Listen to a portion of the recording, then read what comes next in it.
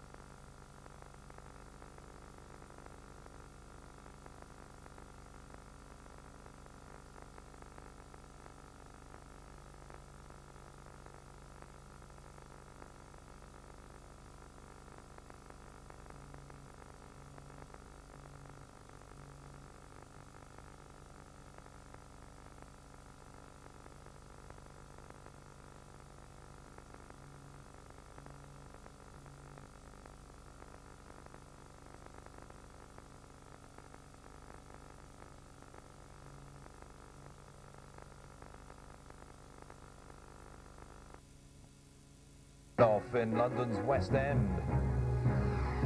Protests begin peacefully, but the mood is changing. Inside the anarchist den, how they prepared for the demos. Sky News on the Hour with Jeremy Thompson and Kay Burley. Hello, good afternoon. The mood in London's West End turned this afternoon from one of peaceful protest to tension and occasional violence as thousands of Mayday demonstrators confronted police at Oxford Circus. Posters around the capital and messages on websites had called on demonstrators to gather in the main shopping area of Oxford Street at 4 o'clock, the time at which police had expected the most trouble. Latest reports say about 18 people have been arrested. Sky's David Foster is in Oxford Circus for us. David, it's just 4 o'clock. What's happening? There is an uneasy standoff at the moment. Police in riot gear, several hundred of them, are trying to keep demonstrators out of the side streets. In the last 15 or 20 minutes, we've seen mounted police in full protective riot gear move into several of the side streets. They've moved the crowd back about 15 or 20 yards. They've tried to ease the crowd back into Regent Street. The other end of that side street, another branch of mounted police facing in the opposite direction have tried to do the same. There's a clear area waiting instructions as to what to do next. About an hour ago, the mood did turn particularly unpleasant. A group of demonstrators moved forward to try and get through from Oxford Circus into the north end of Regent Street. Police who did not have protective clothing on at that time produced riot shields and batons and tried to beat the crowd back. I was in the front line of that, managed to get out to one side, but they were hitting demonstrators. They were obviously feeling threatened, the police themselves, and did not want the crowd to get up into the north end of Regent Street. They pushed them back. Those police at that time who did not have protective gear on, they did not have the helmets, were then pulled out of the front line and the full riot squad moved in. I'm standing now looking at a line about 2 feet away from me of police in their full protective gear. A number of police women in this line as well. They have the shields, they have the helmets, they have the protective face masks. And indeed the horses on the mounted police just across the other side of the street also have protective face masks on. I saw one horse hit on the head about 5 minutes ago by a stick that was thrown. It didn't rear up, but it looked particularly shocked. Now the situation is very calm here at the moment.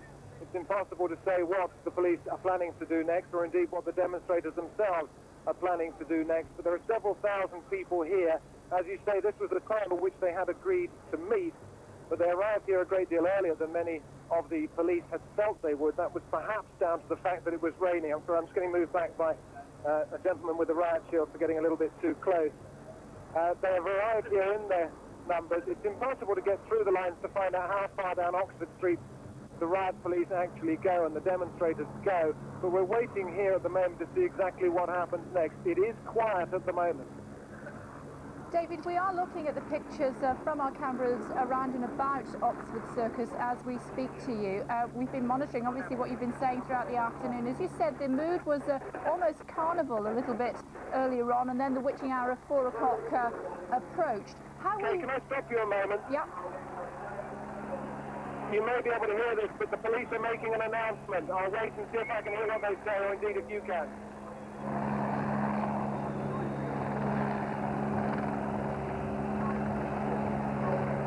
David Foster, the demonstrators in Oxford Circus. Okay, I can hear you. The police are making an announcement at the moment. Perhaps they've decided to move in some way or another to get the demonstrators out of this area. How are they going to start going about doing that, David? Because they have cordoned off most of Oxford Circus, haven't they? Yeah, the area's been shut for a long time now. I suppose their policy would be, from what I can see, one of containment. They're trying to get the demonstrators into separate areas. In doing that, they believe that smaller groups would be easier to deal with. That appears to have been reasonably successful at the moment. The announcement that I just heard, and I couldn't hear what he was saying, was being made down at Oxford Circus itself, about 100 yards from where I'm standing. Now, there are other groups up the side streets and indeed in Regent Street looking north, waiting to see what's going to happen. The police are equipped to do crowd control. They have full riot gear, they have mounted police, they have batons. We've heard a couple of detonations. One would probably believe that they were firecrackers. I saw some red smoke up one of the side alleys, which was preceded by a relatively loud bang. What they're going to do at the moment, I think, is wait and see whether some of the demonstrators themselves will go of their own accord. Then perhaps they've got the hardcore left to deal with. Quite quiet at the moment. David Foster, thank you. Let's go straight across and talk to Mark White now. Mark, just tell us your exact position, what's going on there? At the moment I'm at Great Castle Street, just at the junction with Great Portland Street. Things have quieted down just within the last few minutes, although the situation here is very volatile. As I speak, actually, riot squad officers now moving in. Several people letting down the tyres of police vans that are parked here in Great Castle Street. There's about, I would say, 50 or so riots now heading into Great Castle Street, following a group of about 300 to 400 protesters. Now, this group of protesters, just about 5 to 10 minutes ago, actually pushed the riot police back. They also pushed a van containing some of the riot police down the street as well. About a dozen or so protesters, just by sheer force, and against the braking power of this van, pushed it right down the street. Now, as we speak, there are missiles being thrown at the police. Bottles are coming over towards me, in fact. I'm just going to duck out of the way. The police are, again, just holding firm at the moment. There's not too many riot squad officers here, probably a couple of dozen or so. Again, just trying to keep the line of protesters back. There was some protesters, actually, we saw hanging out of a shop window just before. I'm not quite sure what premises that was. But at the moment, as I say, a very tense situation. There was, of course, as we've been reporting all day, a much more carnival-like atmosphere in Oxford, and things appear to be fairly friendly. But that's not the case at the moment. It's very tense. A lot of profanities are being shouted at the police themselves. There's now I wouldn't say a charge, but certainly a brisk walk from riot-clad police officers pushing protesters back up towards me at the moment. I hope you can still hear me above the noise, Bob.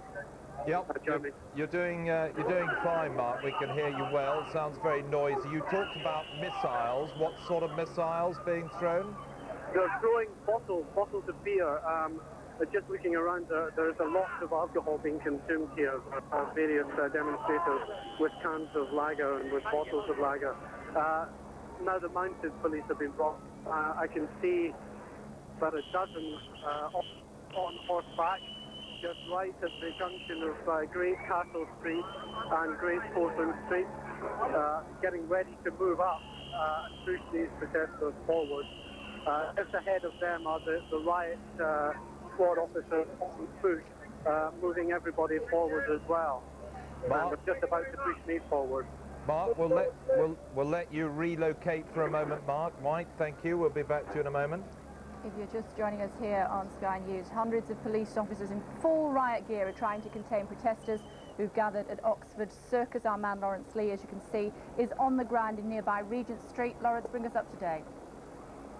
Well, the situation here is you can see from here pretty well what the police tactic is, which is both to try to contain the people who are already here inside the area directly around Oxford Circus, and at the same time try to stop large groups of people coming in from the side streets. The streets there, directly back up the road the other way towards Portland Place and Langham Place, and the other side street are now full of police vans. It's like putting a cork in a bottle, effectively. So they're trying to stop people coming in, but at the same time trying to stop people getting back out. So it's effectively containment both ways round. I have to say at the moment, from here at the back of this crowd, it's relatively peaceful. It's a standoff, and a lot of the protesters aren't too happy because obviously they're not being allowed to join up. But at the moment, I don't think from here there's the same threat of trouble, perhaps, in terms of people trying to push through the lines as there was maybe a couple of hours ago. You did have quite a few problems a little earlier, didn't you? Well, yes, but I mean that was because, you know, as we saw on the side streets, that was exactly the point where the police were trying to contain all the side streets and stop people moving in and out. We saw the way they did that first through the use of riot police, where they strengthened the lines on the front line and on the side streets as well, and then also through the use of police horses as well. The protesters really have been trying to move around the police in the side streets and trying to outwit them in that sort of way, and the police in turn have then been following them and trying to contain them, as I say, both in terms of stopping people moving out from the front lines and also from stopping more and more people coming in. But at the moment it's fairly static here. Thank you, Lawrence. So here we are looking down Oxford Street at the moment. You can see quite large numbers of people milling around with police horses in the foreground. Let's get an update from our crime correspondent Martin Brunt, who's been monitoring events throughout the day from Scotland Yard. Martin, what's the police assessment at the moment? Well, Jeremy, clearly they have things under control. Yes, there have been brief skirmishes. Trouble has flared very briefly. Sticks and bottles have been thrown at the police, but it's no more than they expected. In fact, it's probably rather less. The police for some weeks have been talking about potential for real violence. They knew that Oxford Street was going to be the potential flashpoint. They've been quite prepared for several thousand people to turn up there. They're glad that it's raining. They think that's dissuaded a lot of people. They say that their early intervention this morning, when there was the odd sign of trouble at other protests around central London, that has, they say, persuaded people that it's going to be very difficult to cause them real problems. They think that perhaps explains why so many protesters went early to Oxford Street, decided that well ahead of that 4 o'clock time that the protesters had set, they'd get there early. Police have been on top of the situation, and they can quite easily deal with what's happening so far. Generally, it's non-violent. Yes, they've had to put on their riot gear. They always expected that they would have to do that. They seem quite capable of dealing with what's going on at the moment, and the tactic will be to contain those people that are in Oxford Street, stop many others joining them. That seems to be what's going on at the moment. And as long as the protest there stays calm and reasonably friendly and good-natured, the police will be happy to let that continue.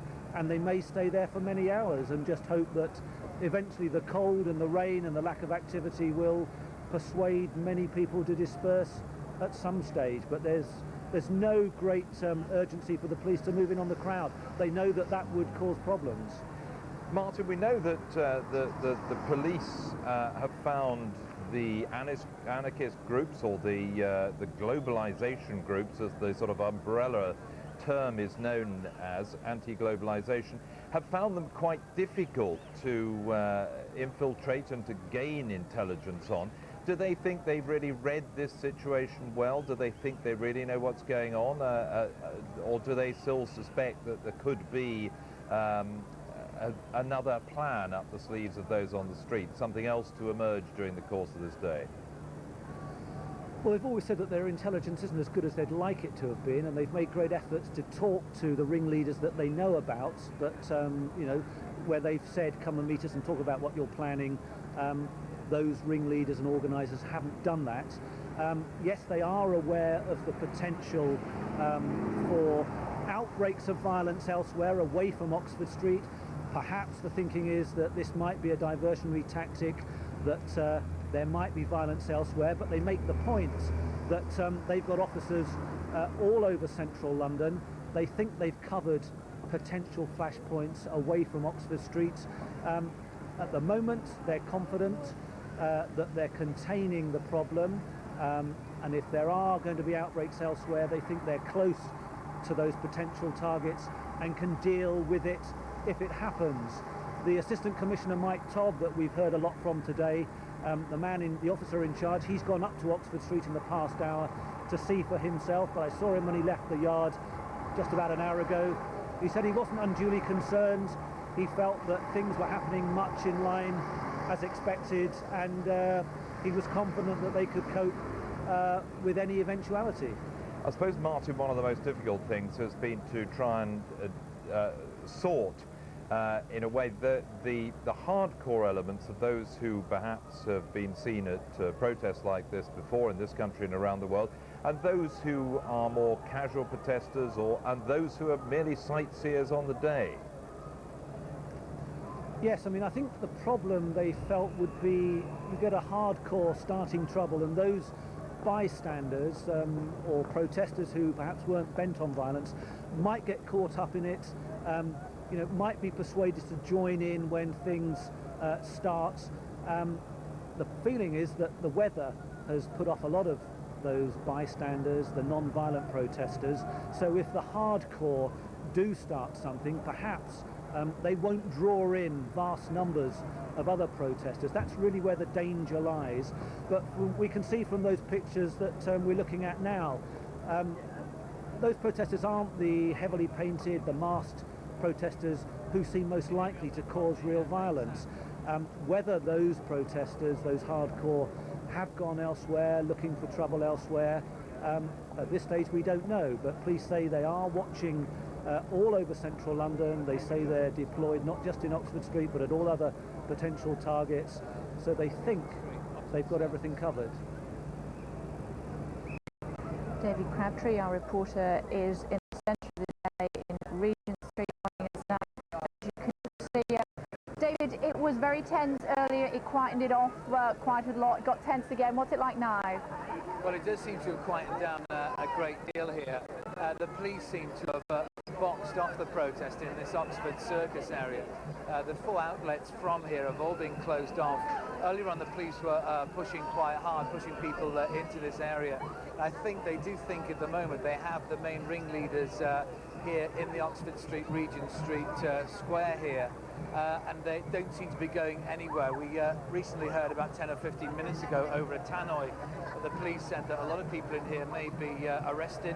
They may be in here for several hours. Nobody is coming in here and nobody is going out. So they seem to have kept a lot of the protesters out. There may be between 1,000 and 2,000 people in here at the moment, but it all does seem to be quiet. Very occasionally now there's a push by the protesters against the police line behind me. I don't know whether you can see it there just a few meters ahead. That is actually the police line. Now there are several hundred police just in that particular area just behind the protesters, and many more in the back streets waiting to come in just in case it does become more violent. But just at the moment everything does seem to be peaceful, and there's more of a carnival atmosphere than ugly scenes at the moment. David Crabtree, thank you. You're joining us on Sky News. Hundreds of police officers in full riot gear trying to contain protesters who've gathered at Oxford Circus. Reports that there's already been one baton charge has penned in demonstrators through bottles at the police. The mounted police are also in situ, we believe. There's a command and control centre at New Scotland Yard where the Metropolitan Police Commissioner is monitoring the situation. 6,000 police, we believe, are on duty today. The demonstrators are campaigning against global capitalism and have described Oxford Street as a capitalist vein which runs through London, which is why they have gathered there today. We have reporters all around the scene. We'll be returning there shortly. I like to know what's going on in the world, showbiz, and I like a bit of showbiz goss. Protests. As the numbers grew, missiles were thrown and police lines struggled to contain a surge from the crowd. Then a change in police tactics as officers wearing riot gear were sent in. There were angry scenes as demonstrators were forced back and at least one person was injured by a glass bottle. There have been about 20 arrests, but the situation is controlled, with heavy rain helping to dampen the atmosphere. The first of the Mayday protests at King's Cross Station in London was noisy but peaceful. Hundreds of cyclists converged on the area to demonstrate against the use of the car.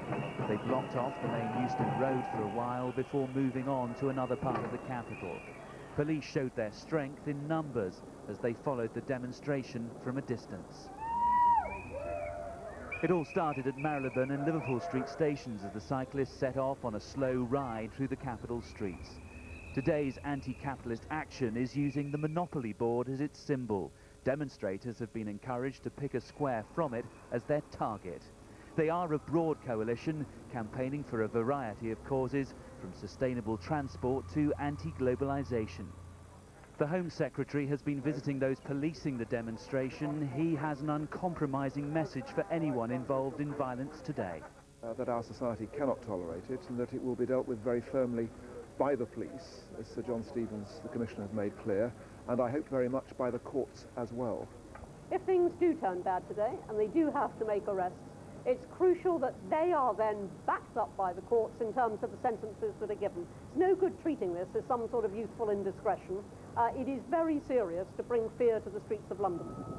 And now it looks like the police are being tested. They've promised a policy of zero tolerance towards violence and say they'll clamp down hard on anyone seen trying to make trouble this afternoon. Ben McCarthy, BBC News. Well, let's go back live now to the scene at Oxford Circus on Oxford Street. This is what's happening at the moment. It's still pretty well standoff. Actually, let's see on another shot. I don't know if we can. There's another. There we go. Some movement of the crowds. First time there's been any real movement. Although that's actually clearly behind the main police line. The geography is slightly confusing.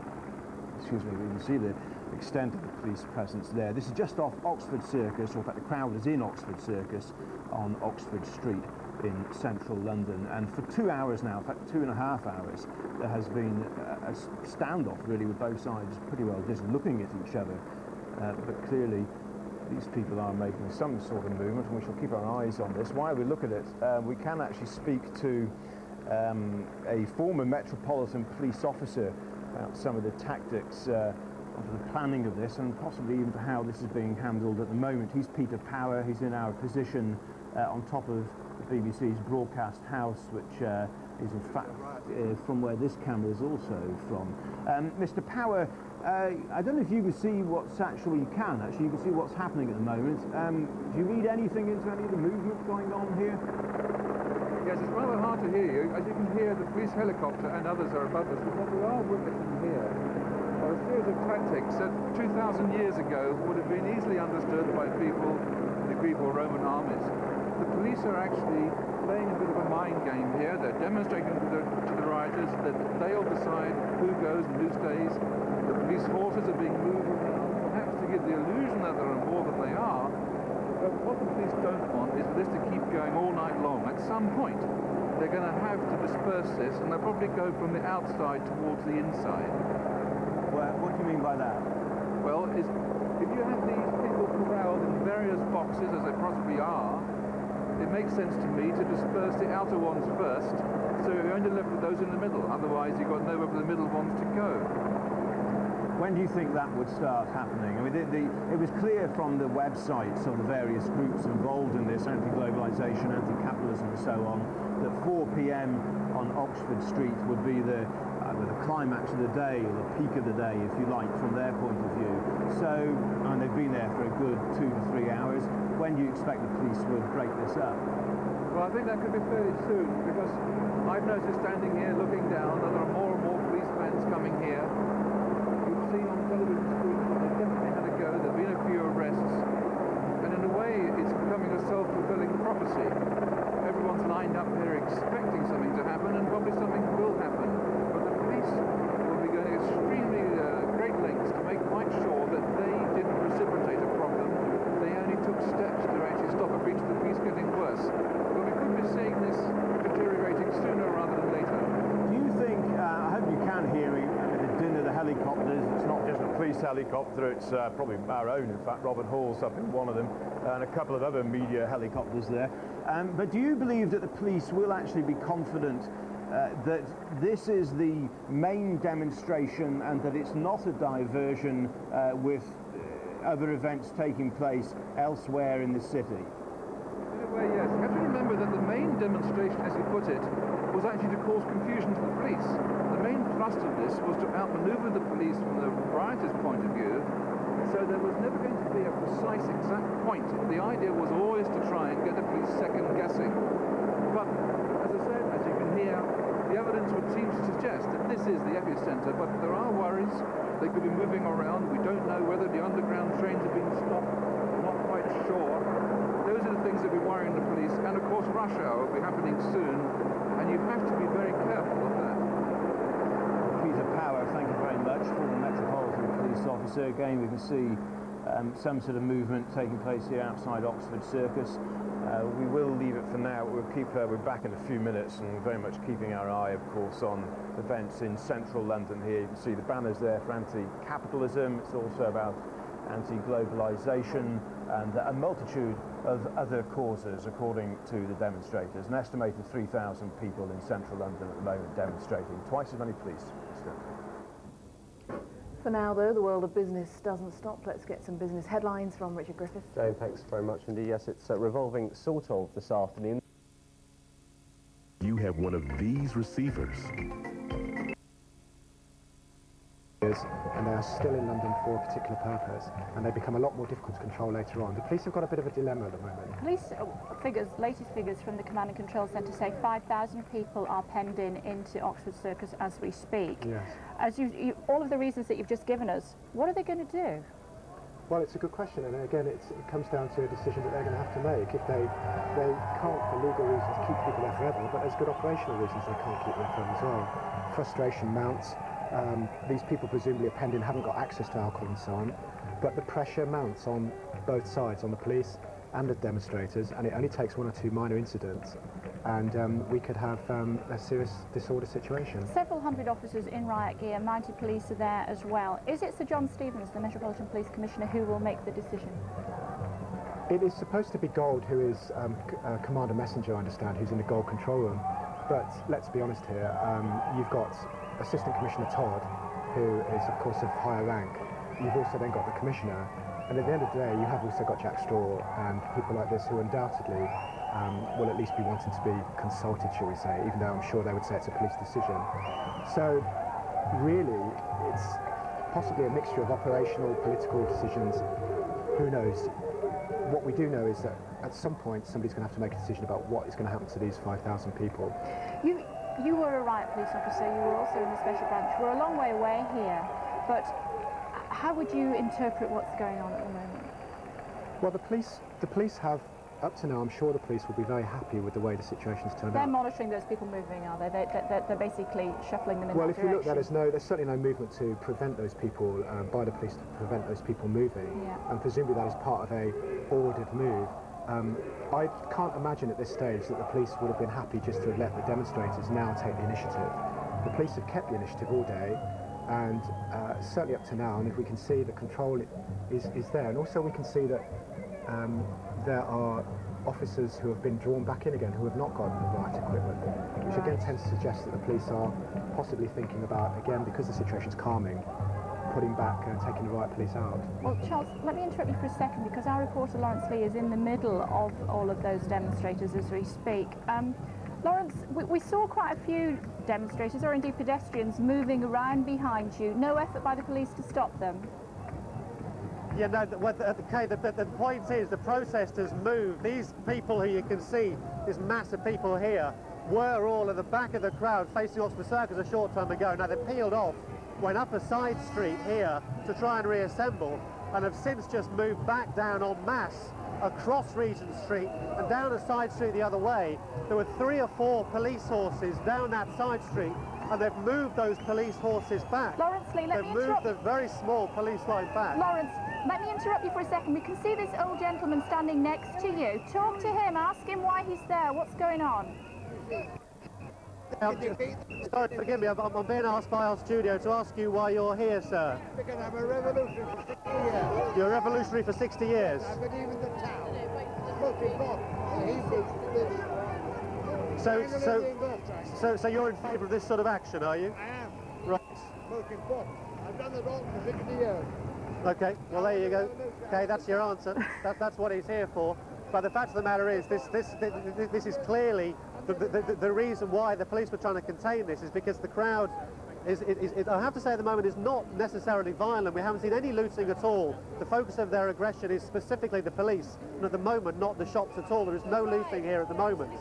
But at the moment the police have been moved back down this side street. There's a line of police facing us now in Oxford Circus, and what the police are now going to have to try and do is contain this all over again, because they got a handle on it when the crowd was in Oxford Circus, and the crowd's now completely shifted. And the police are now going to have to try and get on top of this all over again. OK, Lawrence Lee, for now, thanks. Let's go straight across to David Foster in the middle of Oxford Circus. David, what's the latest there? I think from the noises I've just heard behind me at the moment, that what's happening is the police on the horses, the ones in their riot gear, are trying to move the crowd back down here towards Oxford Circus. They want the crowd to all be in one place if that's at all possible. Now, those protesters who've decided that that's something that they don't want to do are objecting to what's going on behind me, about 100 yards behind me there, but the police are determined that they're going to push slowly forward. It's been taking probably about half an hour now. The mounted police have come out of one of the side streets. They're trying to get their way inviting protesters to come back down here to Oxford Circus. And the protesters themselves, those that have remained up here, I have to say it's a much thinner crowd than it was probably about an hour ago, are trying to resist in whatever way they can. Now, the police have their extended batons, they have their full protective riot gear, and the horses themselves have riot gear over their faces too. It's a concerted effort to make sure that the core of protesters ends up in one place. So it's a very slow and carefully thought out plan by the police then, by the looks of it. The one thing the police did not want to have was different groups of protesters in different parts of this area. What they've done is they've made sure that they've contained them in the side streets. They've tried to funnel them back down here. They've had separate areas of operation, and now they're trying to get what they believe will be a smaller crowd in one place. And hopefully then they'll think a lot of people will get bored with the demonstration, that they'll go home. It's starting to rain pretty heavily again now. That, the police believe, will encourage demonstrators to make their way home. But they want to make sure that they're not spread out in the back streets, so it has been very well planned from that point of view. Do you sense that already some people are starting to filter away from the heart of this demonstration? Yeah, I would say the most obvious flashpoint came probably about an hour and a quarter ago, when behind me here a lot of demonstrators tried to get up Regent Street. Now, the first line of police with their batons and their shields tried to repel them. They were hitting protesters over the head with these batons. I was pretty much in the front line and saw that for myself. They then wanted to stop those protesters going any further. Those police were then moved out of that area, and the full riot squad came in. At that point, everything went pretty quiet, even though there were a few bottles being thrown at that stage, but it went fairly quiet for a while. And I think, honestly, probably in about the last 45 minutes, a number of people have decided that it is time to go. It is a smaller crowd, certainly, than it was about 45 minutes ago. David, we've heard that 7 people around where you are, the collated figure, 7 people treated for minor injuries. You've seen a couple of people being led away. It doesn't look like anything too serious, though. Well, I'm on the ground, Jeremy. It's impossible for me to get the exact figures and to know exactly what's been happening on there. I did see a number of people hit, and they were hitting pretty hard with those sticks, and they're very heavy sticks, and it certainly would have hurt. I also saw a policeman rubbing the back of his head and having the back of his head inspected by a colleague. He had his helmet off, and perhaps a bottle, because there'd been some being thrown at that stage, had come over and cracked him on the back of the head. Minor injuries we do hear about, and a number of arrests. In the last 25-30 minutes, we've had police saying, you must leave, public order offences are being committed. I don't know whether that's had any influence on the crowd, but certainly police are trying at the moment to keep it as quiet as they possibly can, although they are moving slowly towards me. Yep, in fact, I can see some of the police on their horses disappearing into the side street. They believe perhaps that they've done their job in pushing the crowd this way, made sure that it's being contained now by the front line of the riot squad, which is about 25 yards behind me at the moment, and perhaps they're going up one of those side streets to make sure that none of the other protesters get round them. David, in past instances like this, we've seen one tactic deployed by the police, which is to use snatch squads to go in to a crowd in a rapid movement and extract people that they deem to be troublemakers. It doesn't appear to be quite as apparent this time round. No, I heard suggestions earlier on that this was going to be a tactic of the police, that they would go in and try and identify some of the ringleaders, take them out in the hope that that would actually make the rest of the crowd disperse. Perhaps they've not been able to identify those people. Perhaps they've also decided that that would actually be provocative, and decided that that is a tactic best not employed at the moment. All they're trying to do is make sure that the rioters, or I beg your pardon, the demonstrators stay in one particular point and that they don't filter out into the side streets. There has been no overt snatch squads going in and taking demonstrators out. David Foster, for the moment, thank you very much for the update. Back with you in a few moments. Watching Sky News live pictures from the centre of London this afternoon, where some 5,000 demonstrators are now crowded into Oxford Circus. There are anti-global capitalism demonstrators. They've described Oxford Street as a capitalist vein which runs through the city, which is why they are gathered there. Several hundred police in riot gear are containing them in the area as we speak. There's been very little trouble, though something like 26 people have been arrested so far, and there have been 7 people treated for minor injuries, mostly head wounds from flying bottles. We'll bring you a full update in just a moment. The cost of our car insurance has just rocketed.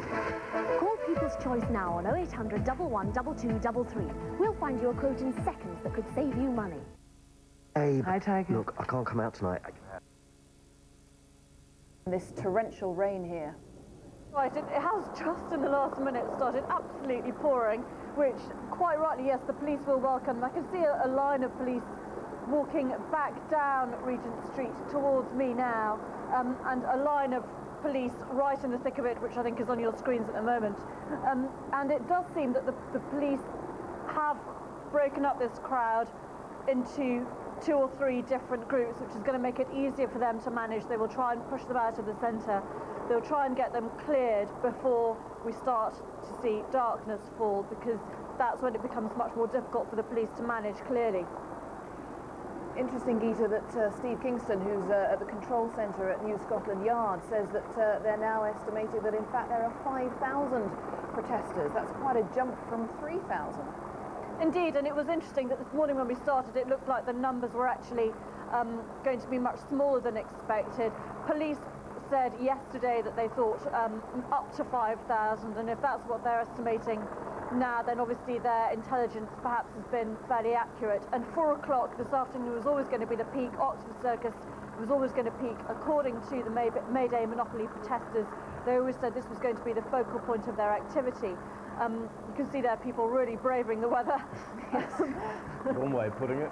Braver man than me, but clearly the police will try to want to disperse this crowd now. They've got police on horseback, they've got police in vans, and they've got them right down this road, and we can see more riot police actually walking towards the centre. Just below me, just below Broadcasting House here, I can see a troop of about 30 officers walking down the street. Obviously they'll have shifts of people coming in and out. They're gathering on a corner just about 100 yards back from the main crowd that I can see just below me. Actually, you can just see on another shot, there we go, there's a bit of pushing and barging and shoving going on there by, you just see above them, this is one of the entrances into the tube, just the Oxford Circus. Yes, well, this is another thought that really at this point, it might be that the crowd will try and get away, and the question is whether the Oxford Circus tube has actually been shut. Now, one would have thought that British Transport Police would have in fact closed that down. It's not clear from my position here whether that's the case. Not quite sure whether people are trying to get in, whether the police are trying to stop the entrance to that tube. I'm going to say also, we just see the chap there had his arms as high as he could get them into the air in front of the police. I mean, there's really, certainly, Geeta, I don't know if it's been any different from where you are, but from the shots, it really has looked like nobody is trying to cause any trouble worth writing home about at all. No, I mean, I've seen it reported, there's even more police actually moving towards this crowd from where I'm standing, and various police vans, I don't know if you can see that shot, various police vans just crossing, I think you just saw that, crossing through Oxford Circus. And I can see police running now round the corner. I don't know whether you can see that just further back from the crowd. They've just disappear around the corner to the right. That's out of shot of our cameras.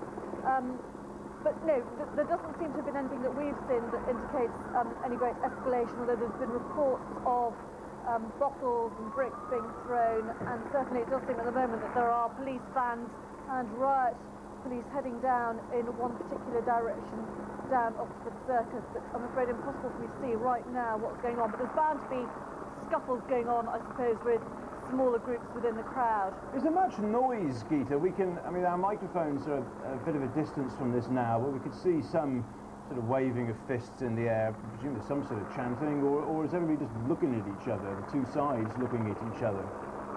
Well, there is probably a bit of looking and assessing and trying to see what's going on, and to a degree, yes, we can see the horses there in the background, police on horseback coming down Oxford Circus. Now, can you see that? Because that always indicates that something is being escalated, that the action is being stepped up. Those horses, each police officer on horseback is reckoned to be worth about 10 on foot. But obviously, yes, you always get in these scenarios the police perhaps seeing how the crowd are going to react and vice versa, and a bit of mutual provocation. And as time goes on, as the weather gets worse, perhaps people thinking that they've got to try and see what they can do to either calm things down or to disperse it completely from the police's point of view. But it does seem as though there is some kind of action going on further down the road, just out of that camera shot. We'll have to see obviously if we can get some pictures of that, because I can see police on foot and on horseback moving in that direction and in the police vans. I keep seeing this plume of smoke. So it's just, there we go. Is it a hot dog stand or something? But it's not. No, it's not clear, I'm afraid, from here what that is. I can see the same thing, but there's someone being carried away there. The police are carrying away a girl we can see in that shot, I think. I don't know whether she's been injured by accident in the crowd or whether that's deliberate or what's happened there. But police obviously carrying away two officers, carrying away a young woman, it seems. Peter Power, the former Metropolitan Police officer we were talking to a while ago, Geeta, who in fact I know is at the same camera point as yourself, he was saying that some of the movement we've seen of police, you've in particular had a good view of it being behind the police lines, of the vans milling around and so on. We're looking at the front of the vans there, you're at the back of that column. And he was suggesting that a lot of it was deliberate, just to sort of give the impression actually that there were more police than there actually are, rather than anything material happening. Does it, with that That's information, right. I mean, there is again a bit of that where perhaps police on horseback, police in the vans will move around the crowd to try and make them feel enclosed, to try and give the impression that there are more police here than there actually are. Obviously, the police want to make it clear or give the impression to the crowd that they are very much in control. Let's have a look at your camera again, Geeta. I apologise to our director here, but I'm just looking at another monitor. If we look at you, Geeta, we can see, in fact, we go to Geeta's camera, we can just see, right, the vans have moved to the side of the road there. They were blocking the road entirely, and they just cleared the way.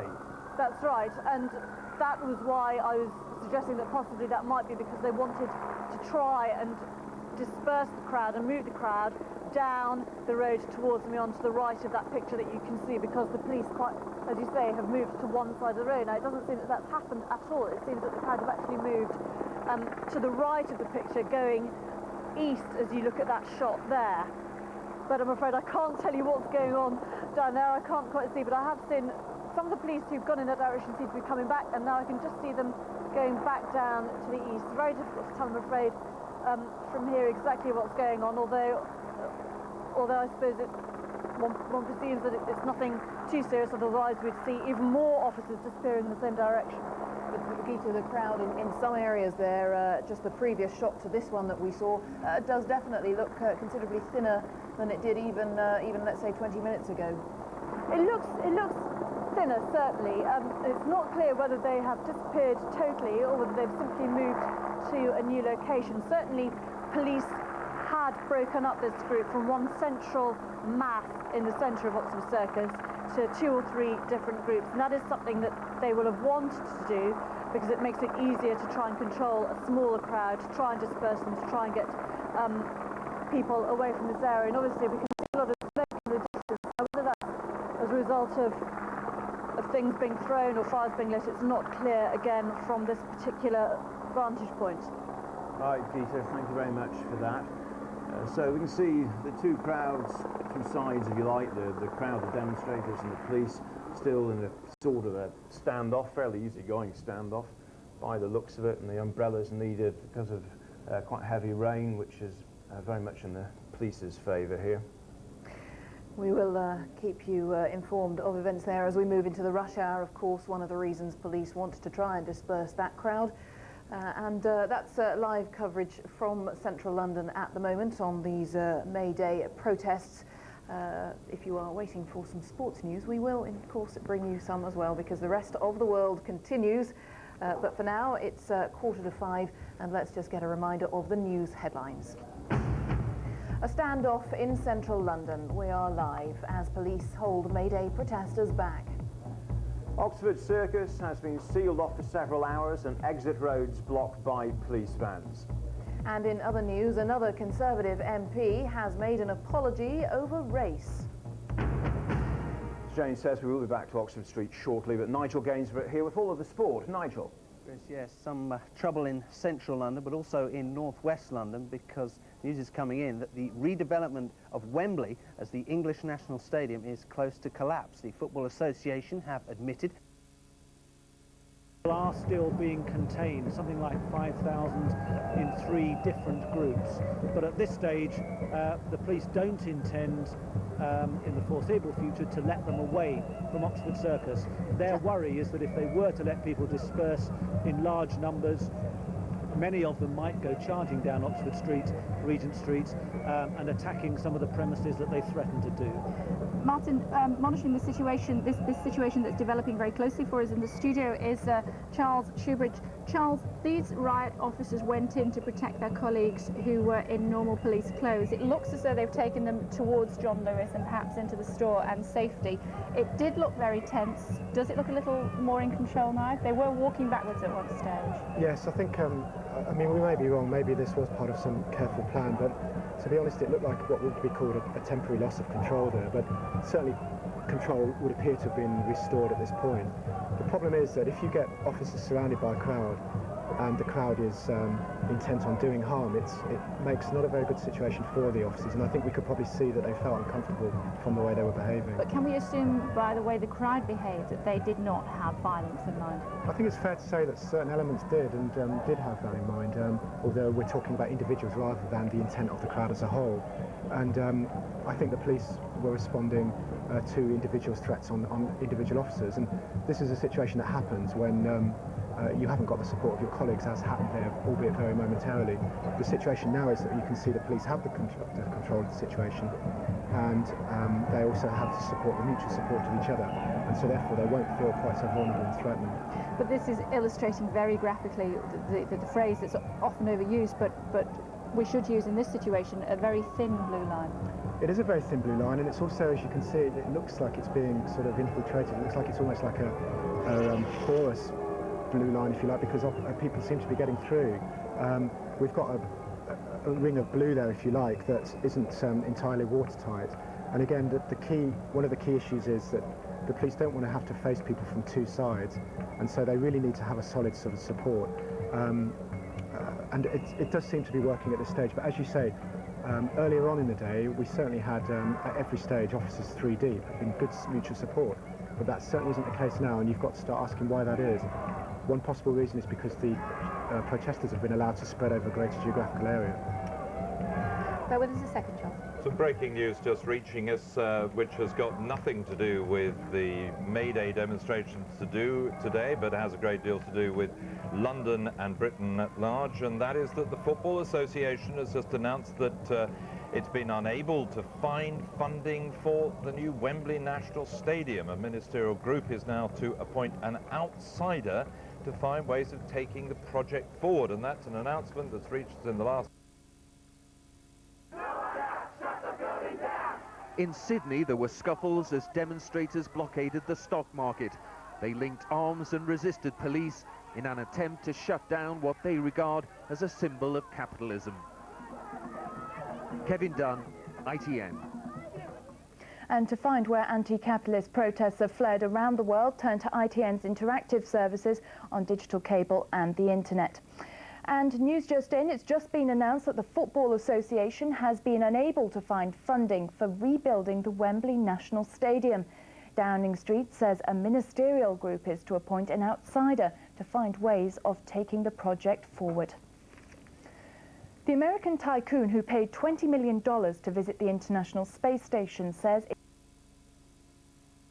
but only for minor injuries. If you were with us here at Sky Centre just a few moments ago, you would have seen quite an unpleasant scene unfolding when officers that were in normal police gear had found themselves surrounded by an unhappy, restless crowd. Their colleagues in riot gear moved very quickly to protect them, and they ushered them towards the John Lewis building there, which is to the left of your screen. They now seem to be in comparative safety, and it looks as though these riot gear police officers have managed to contain the situation. Again, this is, I suppose, something like 150 yards from Oxford Circus, where the main body of demonstrators have gathered throughout the afternoon, from about midday really. Some 5,000 of them gathered there. The demonstrators decided that they wanted to move. They went back down towards the BBC building and around the back streets and tried to get back onto Oxford Street, down this side street, which separates John Lewis and another of the big department stores in Oxford Street. The police knew what they were doing and immediately moved to cordon off that area. Why have they decided to focus on Oxford Street today? Well, the demonstrators say that they see this as a capitalist vein which runs through London, and as a result it is an ideal target for their Mayday demonstrations. There were a few flashpoints a few moments ago, but as you can see, the crowd seems to be once again quite calm, and the police feel very much in control. Well, let's go straight across to New Scotland Yard and talk to the Mayor of London, Ken Livingstone, who's been monitoring events in the control room there. Mr. Livingstone, thanks for joining us on Sky News Live. What are your thoughts on what's going on in the heart of the capital city today? Well, the demonstration is about half the size of last year, perhaps smaller. And because a lot of the people who might have come along have stayed away for fear of the violence, it's been possible to contain the demonstration, and so far nothing too much has gone wrong. And I think the world tomorrow will look at what happened in Berlin, what happened in Australia, and it's quite clear that here so far, and things could still go on, but so far we've been able to contain violence. There's been one or two small acts. A police horse was hit by a rock, but most of the arrests so far have been for drugs offences. Is it down to the good work of the Metropolitan Police, or is it down to the good sense of the democratic British people? I think it's both. The police have put in an excellent effort and have been able to contain events very well, whilst allowing people to genuinely protest peacefully. But what also I think is important, a lot of demonstrators who might have got caught up and used by a small violent minority, been quite determined that that wouldn't happen. And I'm hoping now that those groups will, in future, when they want to demonstrate, get in touch with us, discuss the route that they're going to go on and what they want to do, as demonstrators did in the past. Not contacting the police was bound to mean people get rather concerned about what actually is being planned. It is a difficult balance, isn't it, to get it right? Absolutely. And I think one thing I would like to say is a lot of commentators in the press over the last 2 or 3 days have made the case for saying, if you really believe in these issues, as most of us I think do, then don't use violence. It will simply damage the case for relieving third world debt or protecting the environment. The best protest is the mass, peaceful demonstration where hundreds of thousands of people make the case for change and do it without breaking someone's head open. Ken Livingston, appreciate you sparing the time to talk to Sky News. Thank you. Joey Jones is with this mounted police section in the centre of Oxford Street. Joey, tell us more. Yes, I'm right actually outside the big John Lewis department store in the middle of probably about 2,000 people or so, looking at a row of police, mounted police on one side, on another side a row of riot police, and then further back and pushing another crowd further back down Oxford Street, yet another row of police. At the moment we're in something of a lull in the atmosphere here, but it's extremely changeable, the mood of the crowd. Just about 15 minutes ago there was a small pocket of riot police actually got trapped in the middle, and then it looked for a moment as though it might really turn quite ugly, and it took another thrust from a further reinforcement to actually bring them back out to safety. So for the moment it's fairly quiet, but it is extremely changeable and unpredictable here on the ground. We can see these demonstrators as you speak to us, Joey. Presumably these are demonstrators that were originally in Oxford Circus and have tried to find a back route into Oxford Street. Yes, it's hard for us to judge exactly how it happened. We moved up to Cavendish Square, which for people who don't know the centre of London, is a back street, basically, around the side of Oxford Street. And it seemed as though the police had actually moved away to allow people to come through, because there was suddenly a big wave of people actually moving away from the Oxford Circus area, chanting and banging on drums and dancing. They got through, but then suddenly the police actually tried to stop them again, just with one small row of riot police, which was quickly broken through, and it was that row of probably a dozen police officers who then subsequently got trapped. And it's taken some quick work from the reinforcements to actually get them out and to restore some sort of calm again. It's about 200 yards further down Oxford Street from Oxford Circus where they were before, but for the moment the police seem to have restored calm again. Joey Jones, for now, keep safe, thank you. If you're watching these pictures, you're looking at the centre of Oxford Street in London, where anti-global capitalists and demonstrators, I should say, are protesting on the 1st of May. I've always enjoyed football, but I can't play anymore. Last year I was on a ladder at work when it collapsed. I hit the floor really hard, severely injuring myself. Life's difficult.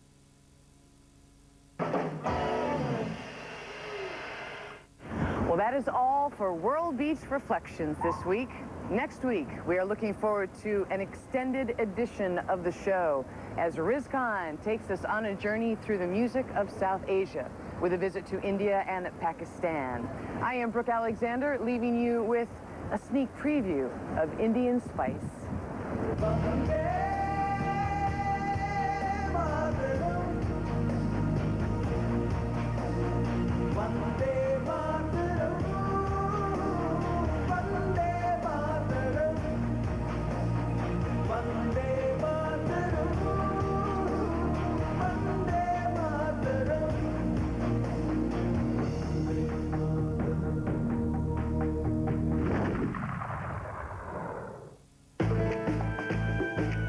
World Beat, in tune with Volvo.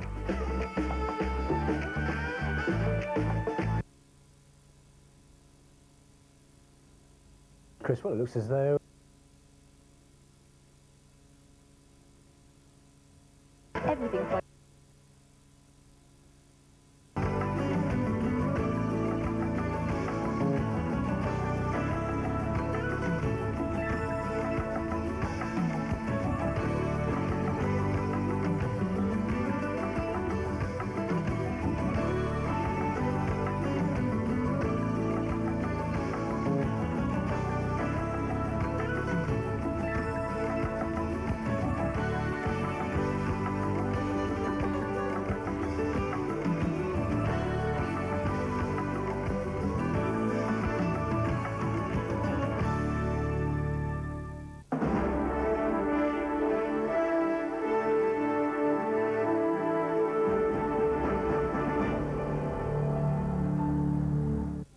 secret inn to the celluloid city. It's tcmonline.co.uk, the place where everyone knows you by your screen name. You'll always be in the know with complete movie listings, up-to-date entertainment news, Hollywood history, and special features on monthly stars, directors, and themes. And with games, competitions, and your reviews of TCM movies, this is the only place to experience movies, passion, and interaction. Walk the streets where Hollywood lives and step into tcmonline.co.uk. In an evolving world, one thing is constant: CNN's coverage of the stories that matter. CNN Turk brings viewers in Turkey the latest local and international stories as they break. Forces of nature, political progress, national heroics. What matters to you matters to us. CNN Turk, a new angle on European news from CNN. This is CNN. Mayday melee. Left-wing protesters wreak havoc in world capitals. Philippine government forces beat back an attempt to storm the presidential palace.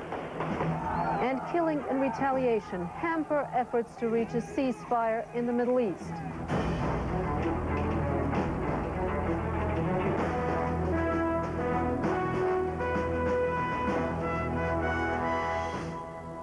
Hello and welcome to World News. I'm Relita Vasilova at the CNN Center. Cities around the world are celebrating May Day with the traditional mix of parades, protests, and police. And you're looking now at live pictures of central London, where many high street businesses have shuttered their doors. As you can see, 1 year ago, these streets were the scene of clashes between demonstrators and riot police. So far, this year's protests have remained mostly peaceful. That was not the case in other major cities, as Kevin Dunn reports. In Berlin, protesters erected burning barricades as they clashed throughout the night with police.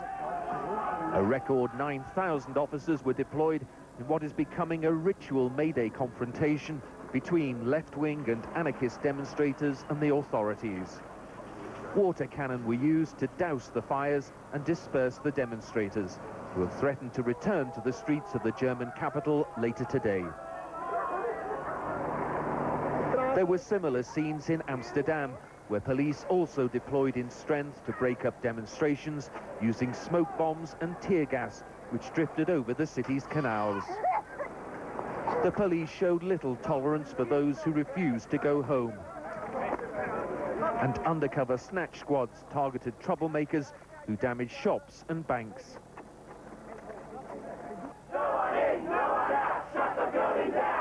In Sydney, there were scuffles as demonstrators blockaded the stock market. They linked arms and resisted police in an attempt to shut down what they regard as a symbol of capitalism. Kevin Dunn, ITN. View live images of Mayday demonstrations from Trafalgar Square in London. That's at CNN.com. You will also find video from CNN reporters on the scene and details on the diverse agendas in Europe. All that and more at CNN.com/world. And we have live pictures from Havana, Cuba, where a major parade in honor of May Day is underway. Cuban leaders have used this year's May Day festivities to criticize the United States. Cuban President Fidel Castro called on those out there marching in the parade to protest recent United Nations criticism against Cuba's human rights record. Protesters have also been called and are expected to march by the U.S. mission to protest U.S. policies. Which was defended. And moving on to some other stories of the day, the Philippine president says she remains in control after mobs clashed with security forces in Manila. Kathy Employed by some of them to break the police up. We've also just been told that, in fact, officers in Piccadilly have been told to evacuate their buildings. It was a slightly unusual move. Here, there were about 28 people arrested, 7 people were injured. Some of the people arrested, I think, were foreign nationals as well. Police were expecting some people to come in from outside of the country. There's obviously been demonstrations in Quebec recently and, of course, in Seattle in the last few months. And the police have had intelligence suggest that other people from outside Britain have come in. Okay, Geeta Gurumurthy at Broadcasting House there. We'll leave you for now, slightly drowned out there by the sound of the police helicopters. Let's talk also to our correspondent Steve Kingston, who's at New Scotland Yard, from where, of course, the Metropolitan Police coordinating their efforts. Steve, what's the latest? What are the police saying where you are? The very latest from New Scotland Yard in just the last couple of minutes.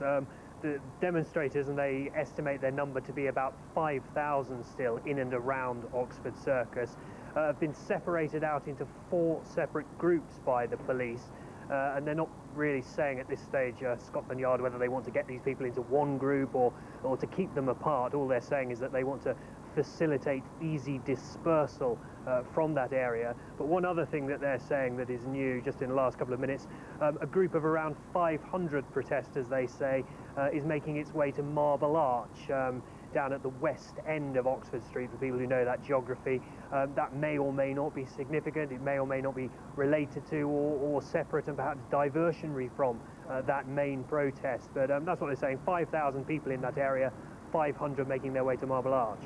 Yes, Steve, I don't know how much you could hear of Geeta Gurumurthy, but that may possibly tie in that figure of 500 with the talks of whistles and a certain amount of explosions that she had heard from her vantage point at the top of Regent Street there.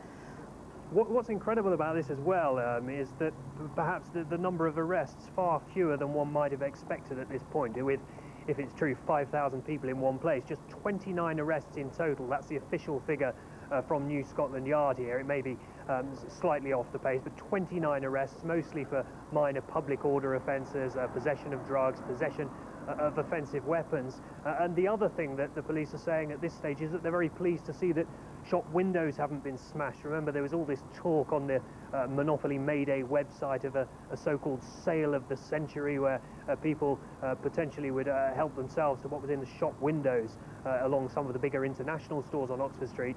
Police saying that hasn't really happened at this stage. The trouble that they have had are protesters throwing sticks, bottles at the police, and in one case at a police horse. But at this stage, the tone is one of, I think, quiet confidence that hopefully over the next 2 hours, if the weather, and it's been pretty cold and damp, continues to be that way, will lead to people gradually dispersing. Yes, just on your point about shop windows, people watching these live pictures from Oxford Circus, they'll notice, of course, that a large number of shop windows have in fact been boarded up. We could see that in the back of some of the shops there. Retailers learning from the experiences perhaps of 1 year ago. Steve, in terms of other police tactics, I wonder if you can shed any light on an announcement that was made at about 4 o'clock when we were again from this same vantage point at Oxford Circus. We heard a police tannoy. An announcement went out from the Metropolitan Police saying you are being detained here to prevent a breach of the peace and damage to property. You will be released in due course. What do we know about that? Well, I heard something along these lines myself from the Assistant Commissioner Mike Todd a short while ago, because he was saying that in addition to these 29 arrests, a number of people, mostly at Oxford Circus, had been detained without arrest, and he was saying that this was a sort of facilitating holding measure, enabling them to control the crowds. It was perfectly within the police powers to do this, to detain people, to hold them without formally arresting them, because they felt that that was a way of managing the situation, and that may be what is ongoing down there. All right, Steve Kingston at New Scotland Yard. I know you'll keep us up to date. Thanks very much for now. Right, well, let's, I mean, that standoff has been going on since about 2 o'clock this afternoon, although it wasn't until 4 o'clock that the gathering at Oxford Circus was billed to be happening. Well, let's have a look at the day's events, how things have gone so far. Ben McCarthy reports. This was the scene this afternoon at Oxford Circus, the heart of one of London's main shopping areas. About 5,000 demonstrators turned up as part of the Mayday protests. As the numbers grew, missiles were thrown and police lines struggled to contain a surge from the crowd. Then a change in police tactics as officers wearing riot gear were sent in. There were angry scenes as demonstrators were forced back.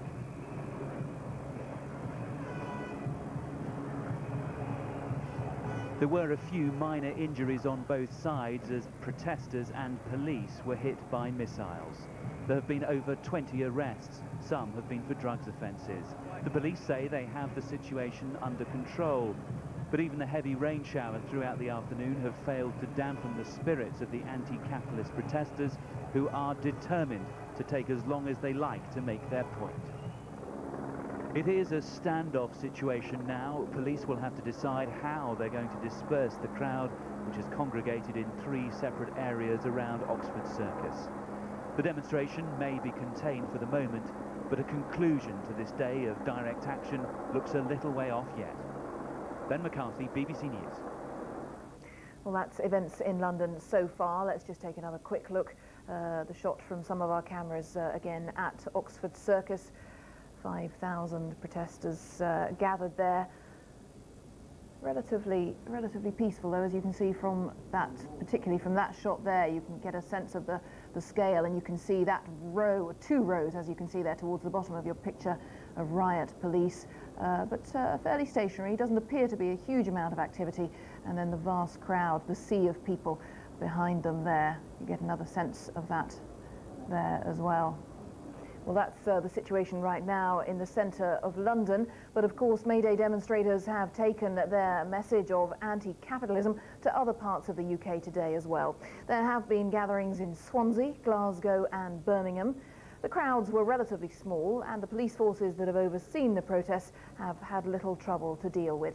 Samantha Simmons now takes a look at how the day has unfolded. The first of the Mayday protests at King's Cross Station in London was noisy but peaceful. Hundreds of cyclists converged on the area to demonstrate against the use of the car. They blocked off the main Euston Road for a while before moving off to another part of the capital. Police showed their strength in numbers as they followed the demonstration from a distance.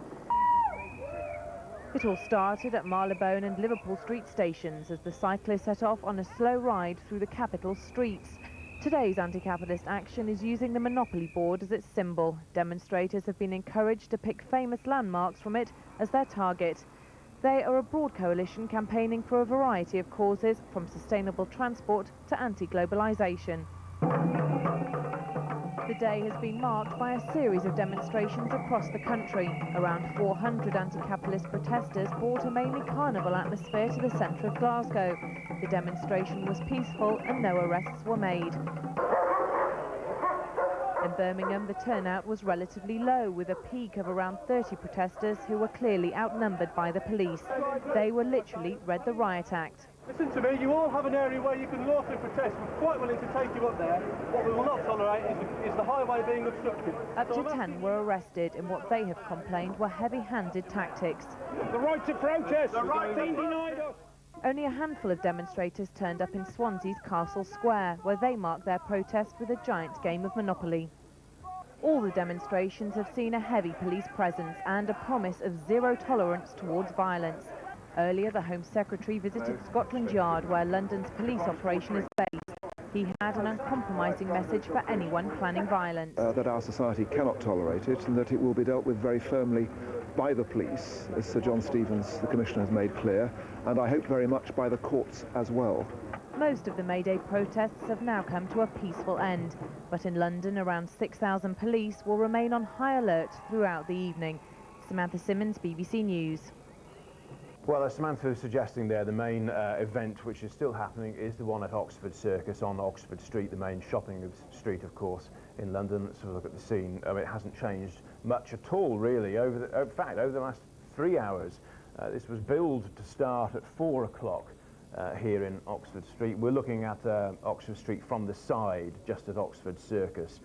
As I say, at 4 o'clock, and yet they all gather there from about 2 o'clock onwards. And there's been this kind of bizarre sight, really, this standoff between the police and the crowds without anybody really doing very much. There's a bit of chanting occasionally. There's the odd, very minor scuffle that's happened once or twice, very briefly, but no real trouble at all that we've been able to see. And the police tactics, frankly, have almost been quite interesting to watch. We have a former Metropolitan Police officer called Peter Power, who is on top of the BBC's broadcast house. There we go. Hello, Mr. Power, which was in fact where the other camera we were just looking at is from as well. Mr. Power, you've had that interesting view of the police tactics. What do you believe is happening at the moment with apparently not much movement between the two sides. I think you can draw a comparison with what's happening here with what happened earlier today in Australia or in Germany, where you would not have had this patient standoff. You would have had water cannon by now, you would have had a lot more aggression from the police. So what you are seeing is a fairly set-piece and understandable metropolitan police way of dealing with it, but sooner or later the horses have to go and be fed. Sooner or later the police officers have to go away and new officers have to come on. But they're conscious that the demonstrators have got three targets: transport, commerce and retail, and that's why they're here. But you're not suggesting, are you, that the police would pretty well sort of stand there for as long as it takes for the demonstrators to get bored? It has happened before, but my own view is that it won't be that long, because you've got night coming upon us sooner or later, and probably it'll be sooner. So the police at some point are going to have to break these people up. Now, where we're standing now, I would have expected that they would have pushed the people away, but we're aware that not far from here we can hear another crowd, and it may be that by pushing him into that crowd, the police can make it worse. So perhaps their initial plan to move people away has been delayed until they make quite sure there's somewhere to push them. I don't think the people you would hear are the same as the 500 or so which Steve Kingston was telling us about from New Scotland Yard, who were at Marble Arch, because it's probably a good half-mile down Oxford Street, isn't it, to Marble Arch.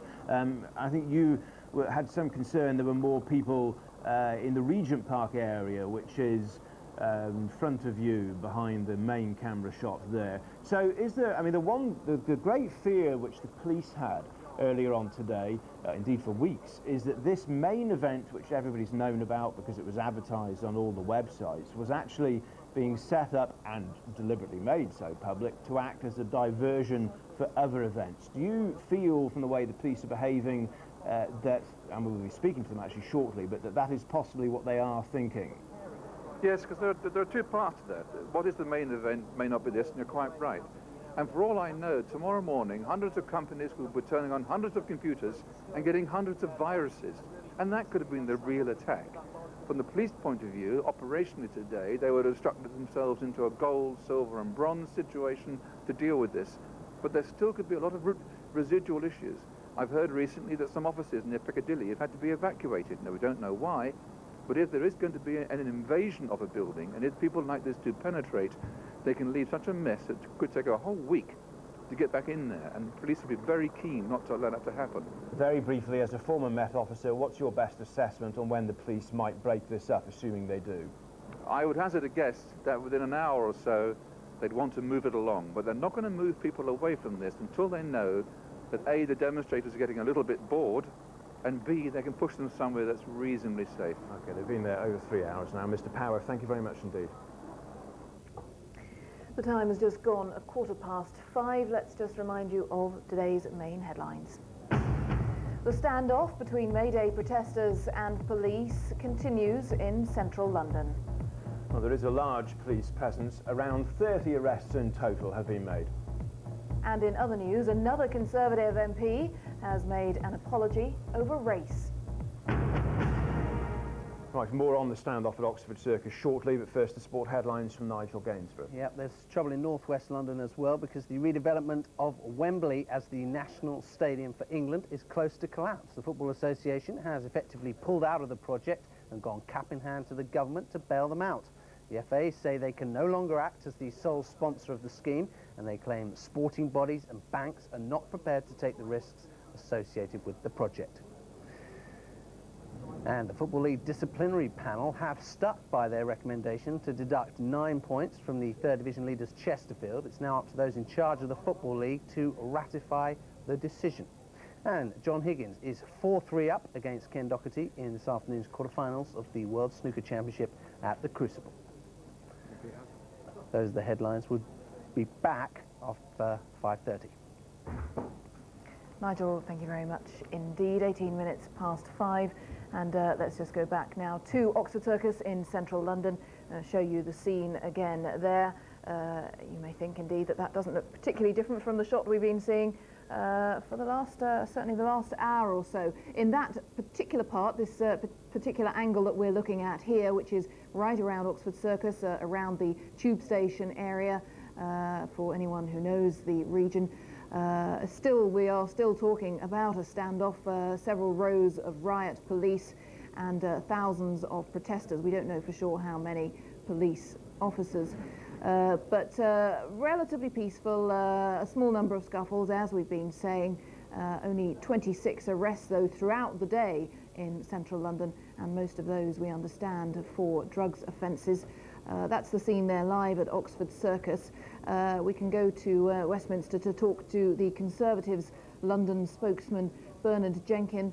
Mr. Jenkin, what's your take on the day's events so far? Well, the police are handling the situation remarkably well, given that these protesters haven't given them formally any intelligence or warning of what they're going to do, refused to cooperate with the police because, in their own words, they didn't want to validate the police. What a ridiculous concept. The police have managed to contain the situation remarkably well. We must hope that their patience pays dividends and they can eventually let these people go home without any kind of violence. So are you saying that the police warnings of recent days have paid off, in effect? Yes, but it's interesting that we should be concentrating on how the police have handled it.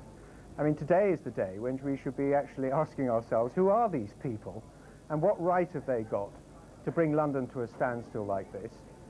This so-called anarchism or anti-global protests are totally hypocritical. I saw them all riding their bicycles this morning. No doubt their bicycles were made by capitalist companies manufacturing in places like China and South America, and yet they're happy to use their bicycles for a protest about global capitalism. It's rather ridiculous. They'd have to pay a lot more for their bicycles if it wasn't for capitalism. But there's 5,000 people out on the streets at the moment, certainly in the Oxford Circus area, which are the pictures that we're looking at the moment. Surely a proportion of those the majority of those are decent people like you and me who just happen to believe that globalization is perhaps not a good thing. Do they not have their right to put that point of view? People, of course, have a legitimate right to protest, and I will defend to the last their right even to cause this kind of disruption, inconvenient as it is. But let's not have any illusions about it. These people are being a tiresome nuisance. They could have had a much more productive and peaceful protest if they'd cooperated with the police instead of setting out to defy the police. And I think the police have shown admirable restraint and very good foresight to handle the situation, contain the situation as they have. Let's all support the police today. Let's urge the crowd to cooperate with the police instead of defying the police. And let's hope that if this goes off quietly this year, we don't need a repeat of this next year. OK, Bernard Jenkin, the Conservative spokesman for London. Thank you. Well, the crowd's there. There's some agitation going on. There's a lot of chanting and fists being waved in the air just during the end of Mr. Jenkins' comment. So you can just see, I don't know if I'm not sure if this cameraman can hear me, but if he can move in a bit, we can see in the middle of that shot you can make out the movement. I mean, these people have been standing here for about 3 hours now with the police effectively standing there looking at them. It's been a very strange type of standoff. And we're joined, in fact, just while we have a look at this, from New Scotland Yard by the Assistant Commissioner, Mike Todd. Mr. Todd, very good evening to you. Good evening. Thank you very much for joining us. I see some of your 24 or so monitors behind you there. What do you assess is actually happening at the moment? Well, we actually have a very, very tense situation there at the moment at Oxford Circus. I have to say, much as we predicted, and much as we've been planning for. You have around 4,000 or 5,000 of the demonstrators that are there at the moment, and a large number, sadly, are intent on violence and are intent on actually causing damage and injury to our officers. What is your tactic then in dealing with them now? You've each been standing there since, about 2 o'clock this afternoon? Well, certainly around 3 o'clock, certainly. We contained the situation, and we had to deploy officers in protective equipment because, some of these people, frankly, have just been animals. They've been throwing rocks, they've been throwing bottles. I have not that long been back from Oxford Circus myself. Now, we've had a fairly good, well-natured demonstration for bits of today. Our officers have been in normal equipment, they've been talking to the demonstrators, and they've just been trying to police it as we police most of the demonstrations. nice and peacefully, but we have been firm where people have actually been trying to take part in a building occupation or they've committed criminal offences. And so hence we've arrested about 29 people at the moment. That bank of monitors behind you shows the scene around London. There was a fear, I think it's fair to say, which you had, that this event, the main event we can see in Oxford Circus, was a sort of diversion, possibly, for something else to happen around the city. Do you believe that anything else is brewing at all? And I'm particularly referring to reports coming, I gather, from New Scotland Yard a little bit earlier, that there were 500 or so people around Marble Arch, which is the other end of Oxford Street from Oxford Circus. Yes, we've obviously got other small groups in other places who we're monitoring, we're taking a look at, and if they do get involved in any form of violence, again, we will hold them to account. Right, but small groups sort of milling around rather than it looking like any sort of part of an orchestrated plan.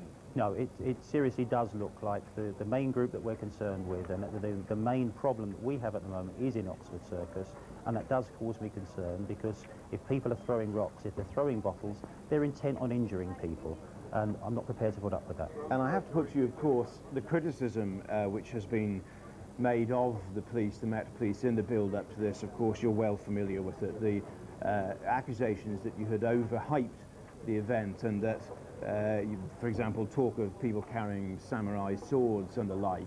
I mean, what we've seen here, I must put to you, I mean, while it's causing a great deal of disruption and people have had to board up, or felt they've had to board up shops and so on, it doesn't appear as if there's been anything like, I appreciate it's only 5:30, but anything like the sort of mayhem which was predicted.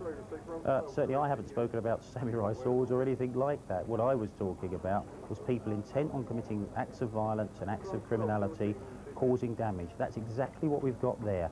And I can't believe that you think it's acceptable for people in the streets of London to throw rocks, to throw bottles at people, and to attempt to injure people. That is not acceptable behaviour, and we're not going to allow it. And just very briefly, what sort of proportion of the demonstrators would you say are guilty of that sort of behaviour? It's very difficult to tell. You've got a whole group of people, you've seen the pushing and shoving that's been going on.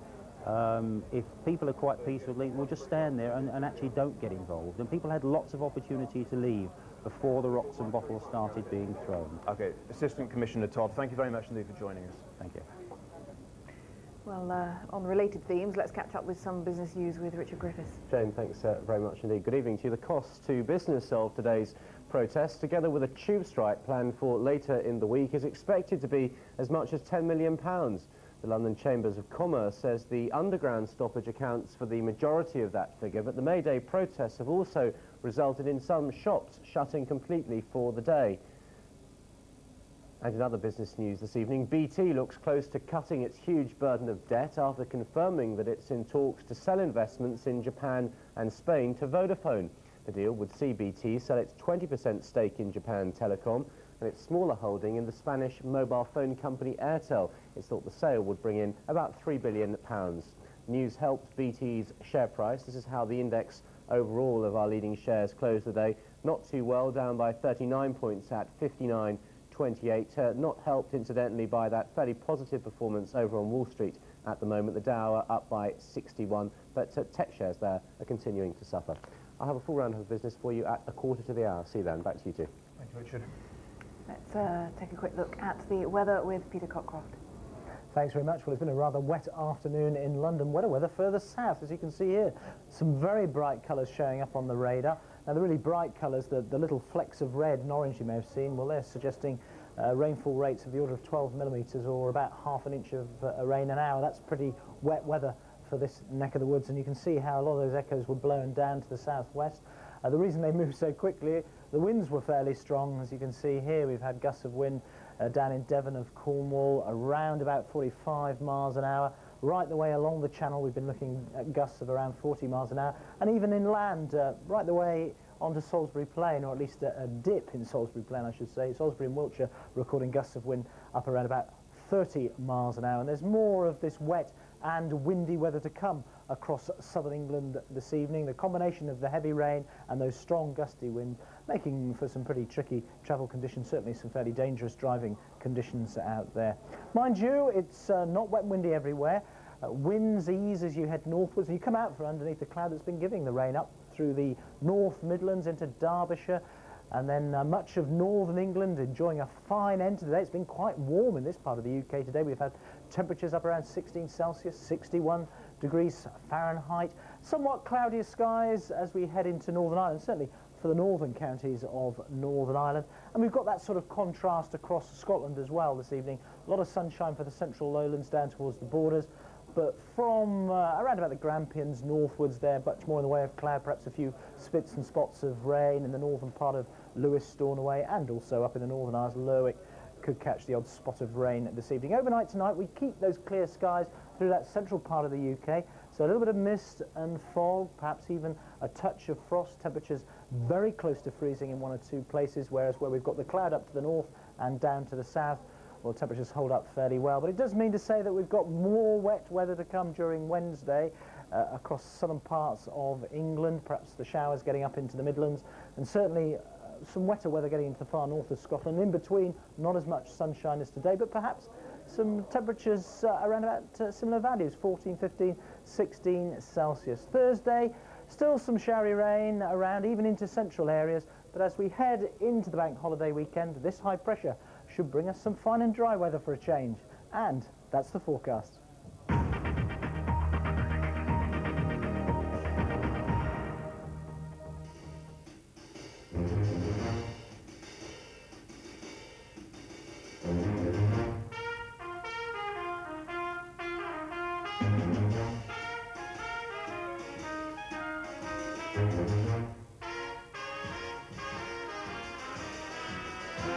It's a movie classic. Exclusive news, reviews, and interviews direct from America. Talking Movies, Saturday at 3:30 and 10:30 on BBC News 24. Who has the ear of the American president? What's behind the controversial environmental and foreign policies? After 100 days in power, has the world become a more dangerous place? Tim Sebastian talks to James Gilmore, the chairman of the American Republican Party, in Hard Talk, Thursday at 10:30 on BBC News 24.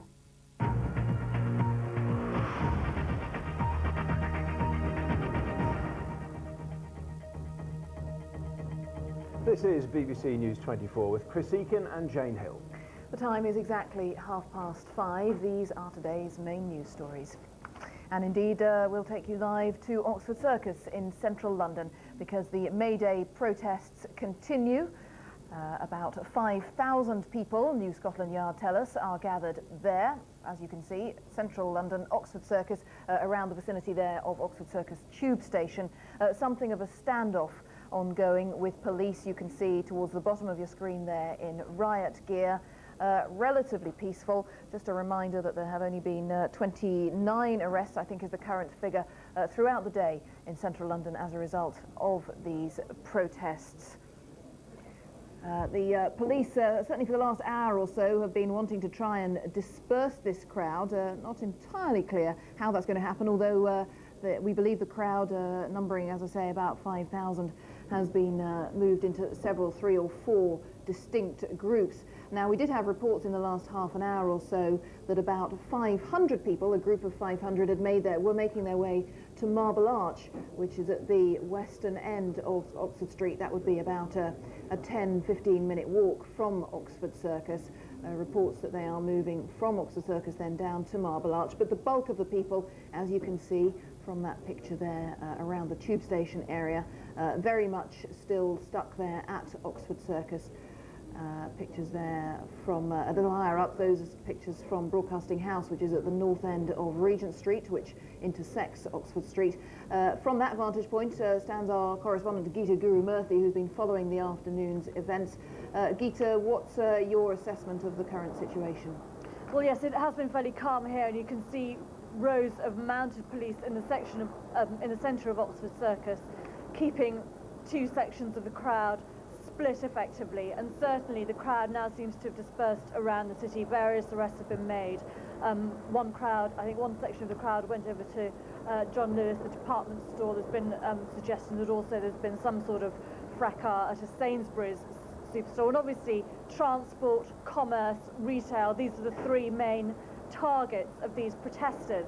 In a sense, the police will be sort of not pleased but relieved, certainly, that so far at least there doesn't seem to have been any huge degree of violence, nothing unexpected. The streets were cleared the public effectively because of the warnings that the police have put out.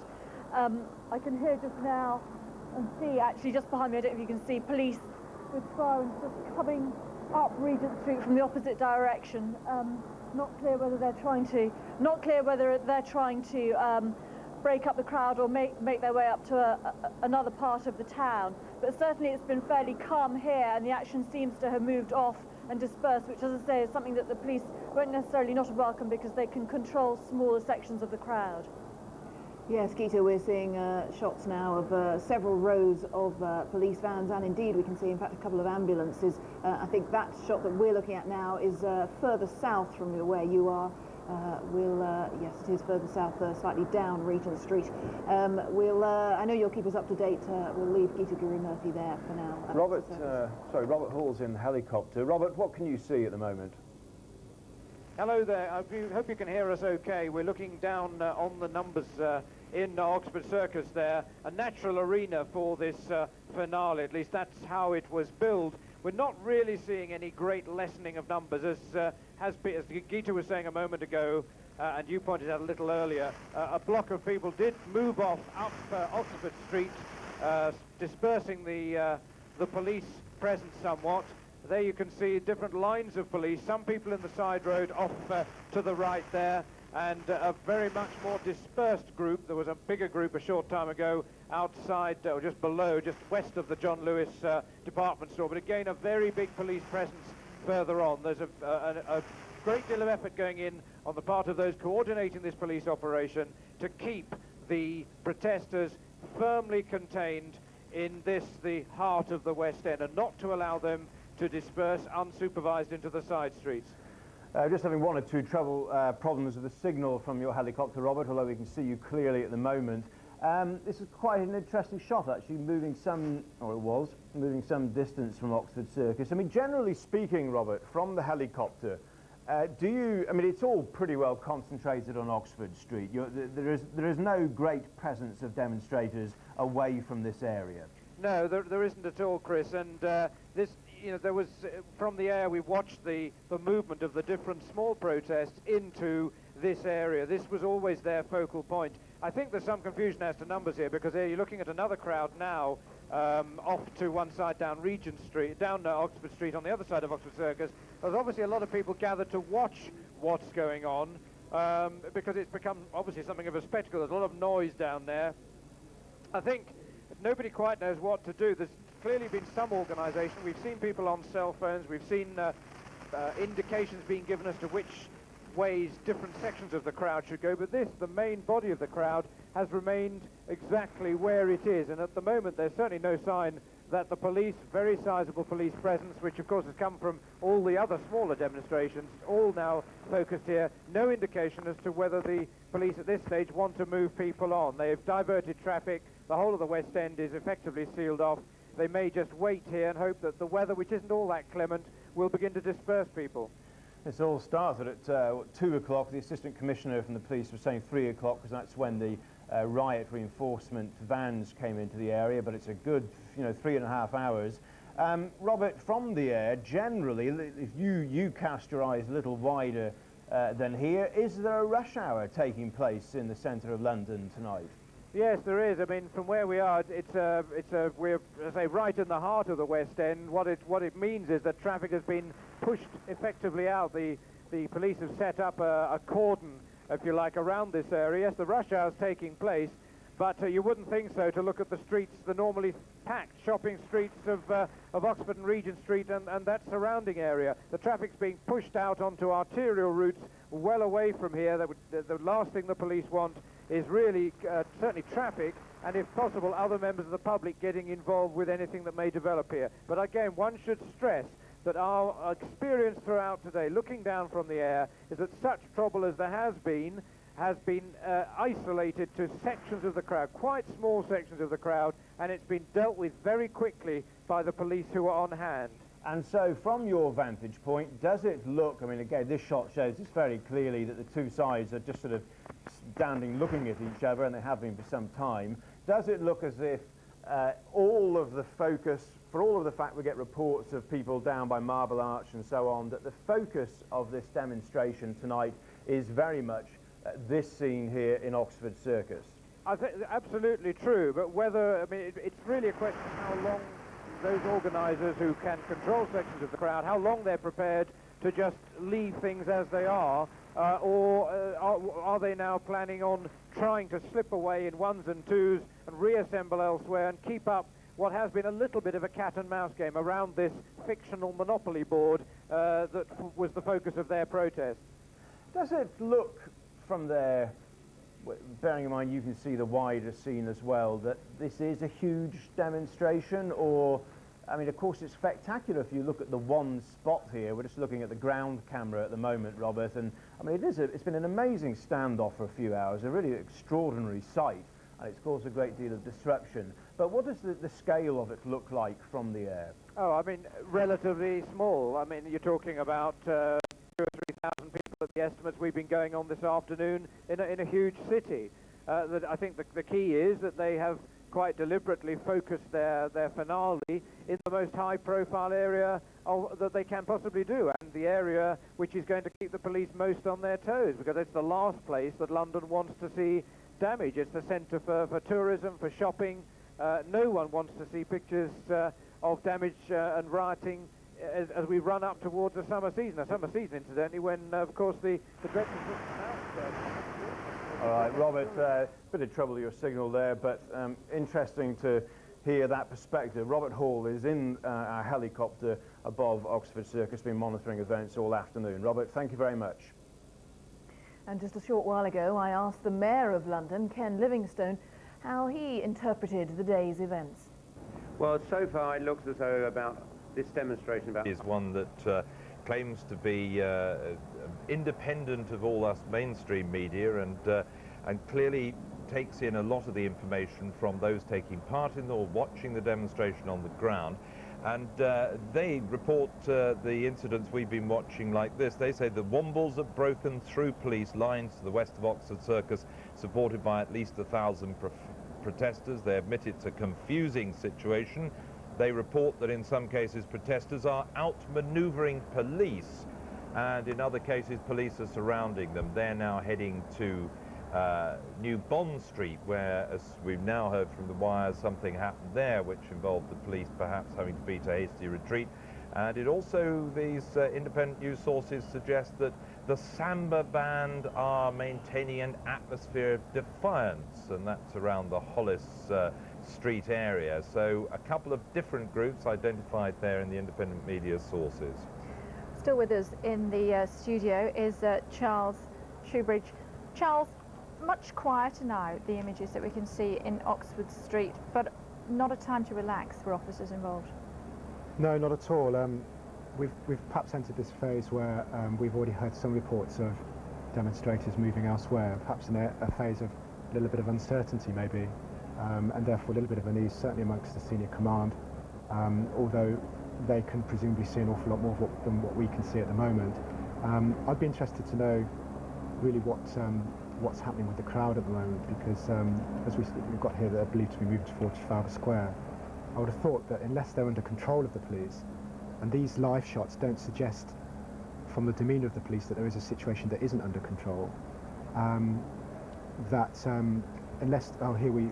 These are pictures that were recorded earlier, that were Cavendish Square and also Hollis Street near to John Lewis, and this was just how fractious the situation became, at least for a short while, very difficult time for police.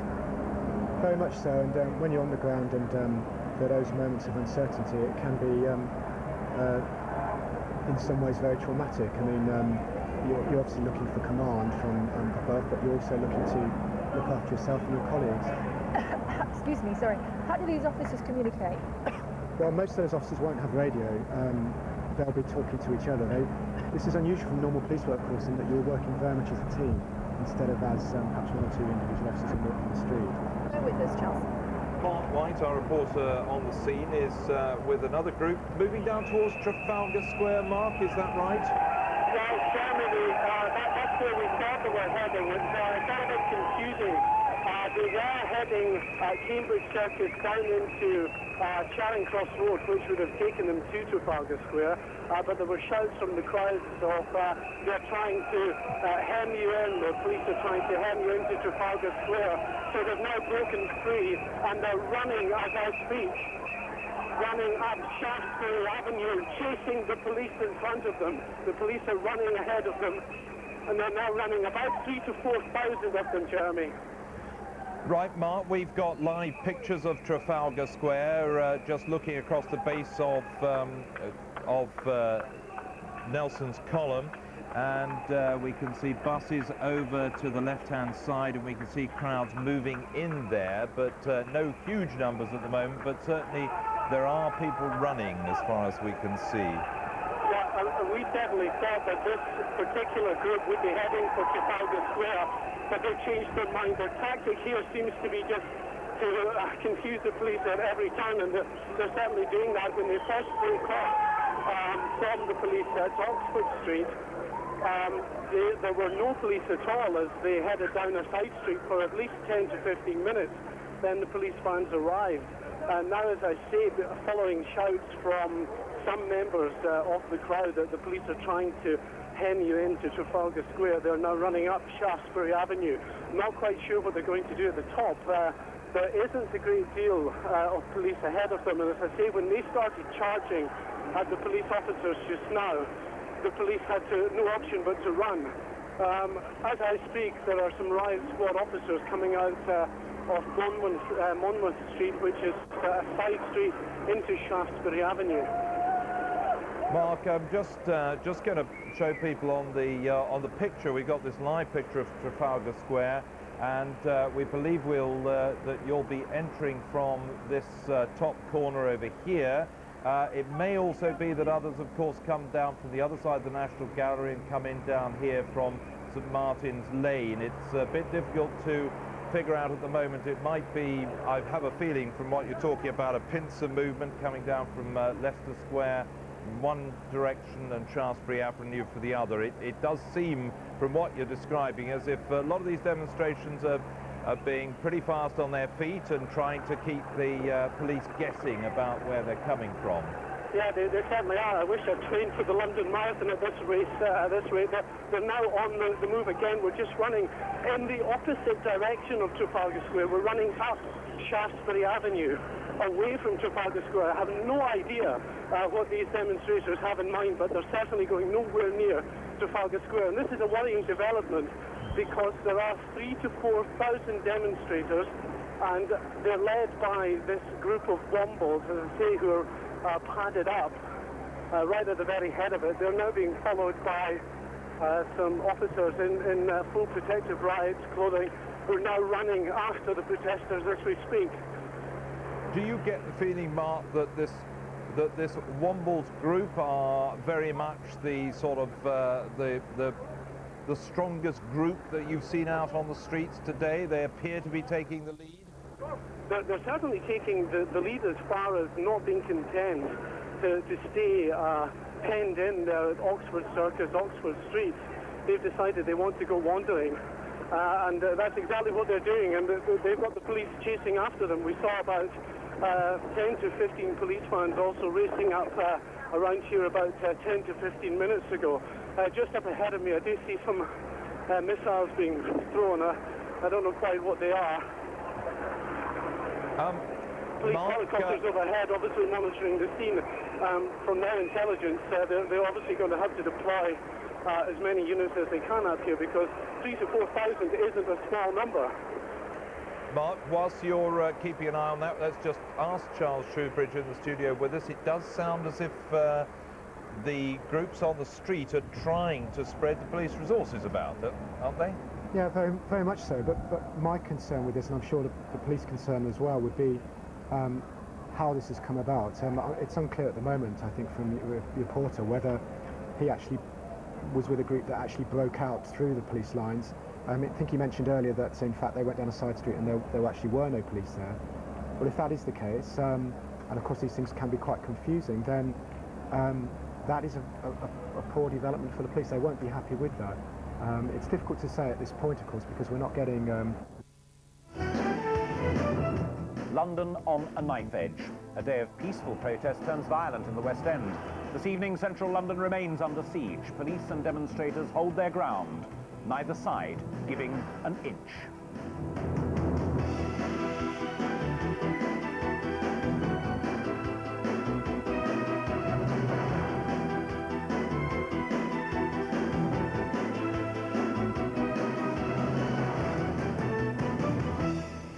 Good evening. The Mayday protests are still going on tonight. There's an uneasy standoff between thousands of protesters and police in the heart of London. For more than 3 hours, anti-capitalist demonstrators have been involved in clashes with police in and around Oxford Circus. Protesters intent on making their point have been contained by officers, some in riot gear, who've also used batons against the crowd. Simon Harris is in Oxford Street, scene of those confrontations. Simon, over to you. Alistair, actually this is Hanover Square, just behind Oxford Circus. Behind me, Regent Street, and as you can see, a line of police in riot gear on standby to keep people out of Regent Street. They've been here for about half an hour now as the protesters have dispersed from Oxford Circus, where they were held for much of the afternoon. Come round here. This is another entrance that goes onto Oxford Street. As you can see, some protesters have been pushed down there. Up there, even more police in riot gear. What's happening at the moment is an attempt to disperse the crowd. It's been going on for the last hour. There has been trouble today. There has been some violence. But so far, there has not yet been much damage. This was the moment push came to shove at Oxford Circus. For several hours, police had kept a tight lid on the demonstrations. Now things began to turn ugly as uniformed officers tried to hold the line.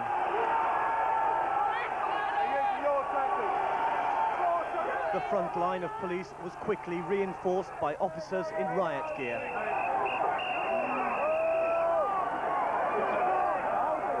Despite pleas from the mayor and police chiefs for people to stay away, several thousand protesters made it this far. They converged on Oxford Circus from smaller demonstrations across the capital. In Trafalgar Square, they fed the pigeons. This was a direct action challenge to Ken Livingstone's policy of starving the birds into eviction. Others brought traffic to a standstill at the Elephant and Castle, one of London's busiest road junctions. In Regent Street and Oxford Street, where they feared the end of the day would bring the worst, it looked more like the morning after a riot than the morning before. Glaziers had been putting up the barricades for 24 hours, some without a break. Well, we'll get some sleep, hopefully, and then see what our governor says, and hopefully we'll be back if anything gets caned. On Oxford Street, police wondered what Johnny Conquest was doing.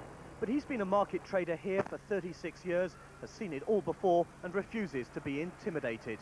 This unit weighs about a ton and a bit, and if it's all locked up, say there's about 20 or 30 of them that are the hardcore, they could push it right over with all my fridges in it and smash it to smithereens.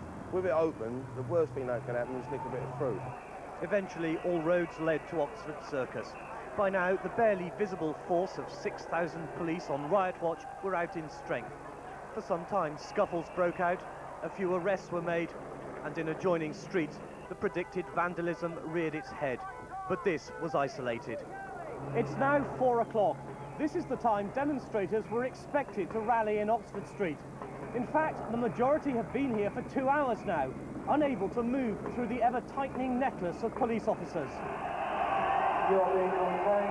Not long afterwards, police told protesters they were staying put to prevent a breach of the peace. But within the last hour, a breakaway group has managed to breach the cordon into Oxford Street itself. Here, the thin blue line seemed unprepared for the assault. Mayday is far from over in the West End. Simon, as you say, far from over, but what's the situation as we stand at the moment on injuries and arrests? Clearly, Alistair, it's going to be some time before we know the full total. This is still very much going on. What I can tell you is actually the number of arrests is quite small, 7 so far.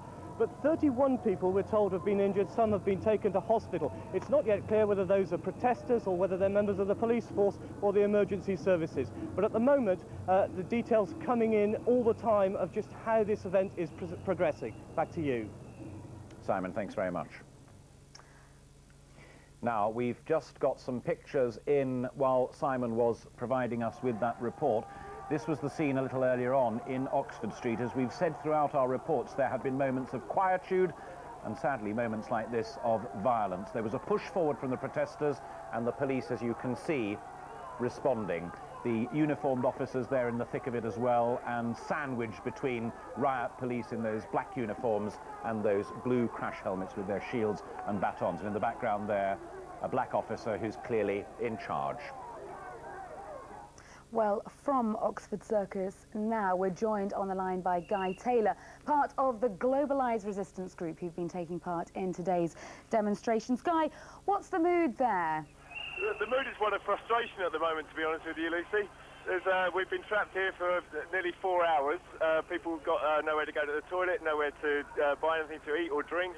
There's people with kids that have to go and collect them from childminders and what have you, and people are getting quite frustrated. Wasn't that something you were predicting anyway, going into Oxford Circus? I have not seen one bit of violence, one bit of law breaking or anything, to be honest with you. It's been a very happy and peaceful day. People making their points, you know, with a lot of humour and a lot of colour. And now we're just, it's like we're all in detention until someone owns up for it. Is that tension growing then between the police and the protesters? Largely at the moment it is, you know, quite good humoured given the circumstances. You know, it's just people are getting bored, to be honest with you. Guy Taylor, thank you very much indeed for joining us. All right, cheers, Lucy. Well, today's massive police operation is the climax of months of planning. The spotlight has been on exactly how officers would control the demonstrations. All leave was cancelled. 6,000 police have been on duty today. And three forces, the Met, the City of London and the British Transport officers, combined to contain and frustrate the demonstrators. Marcus Powell's been following events with the police and he's now at Scotland Yard. Marcus.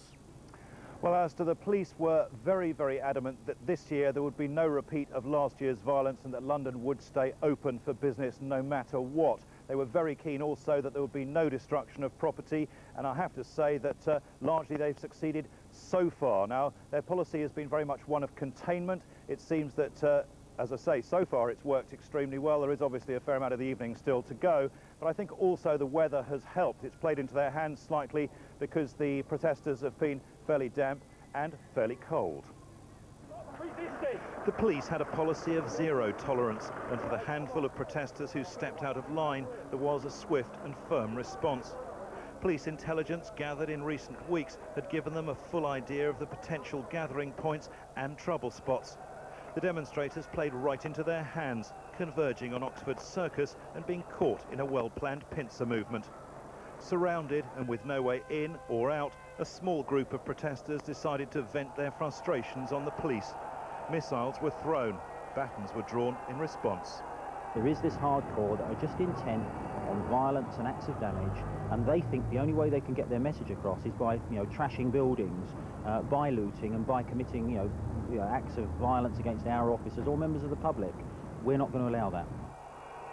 The violence so far has been limited and sporadic. With 6,000 police officers on the street and all leave cancelled, the demonstrators were easily outnumbered.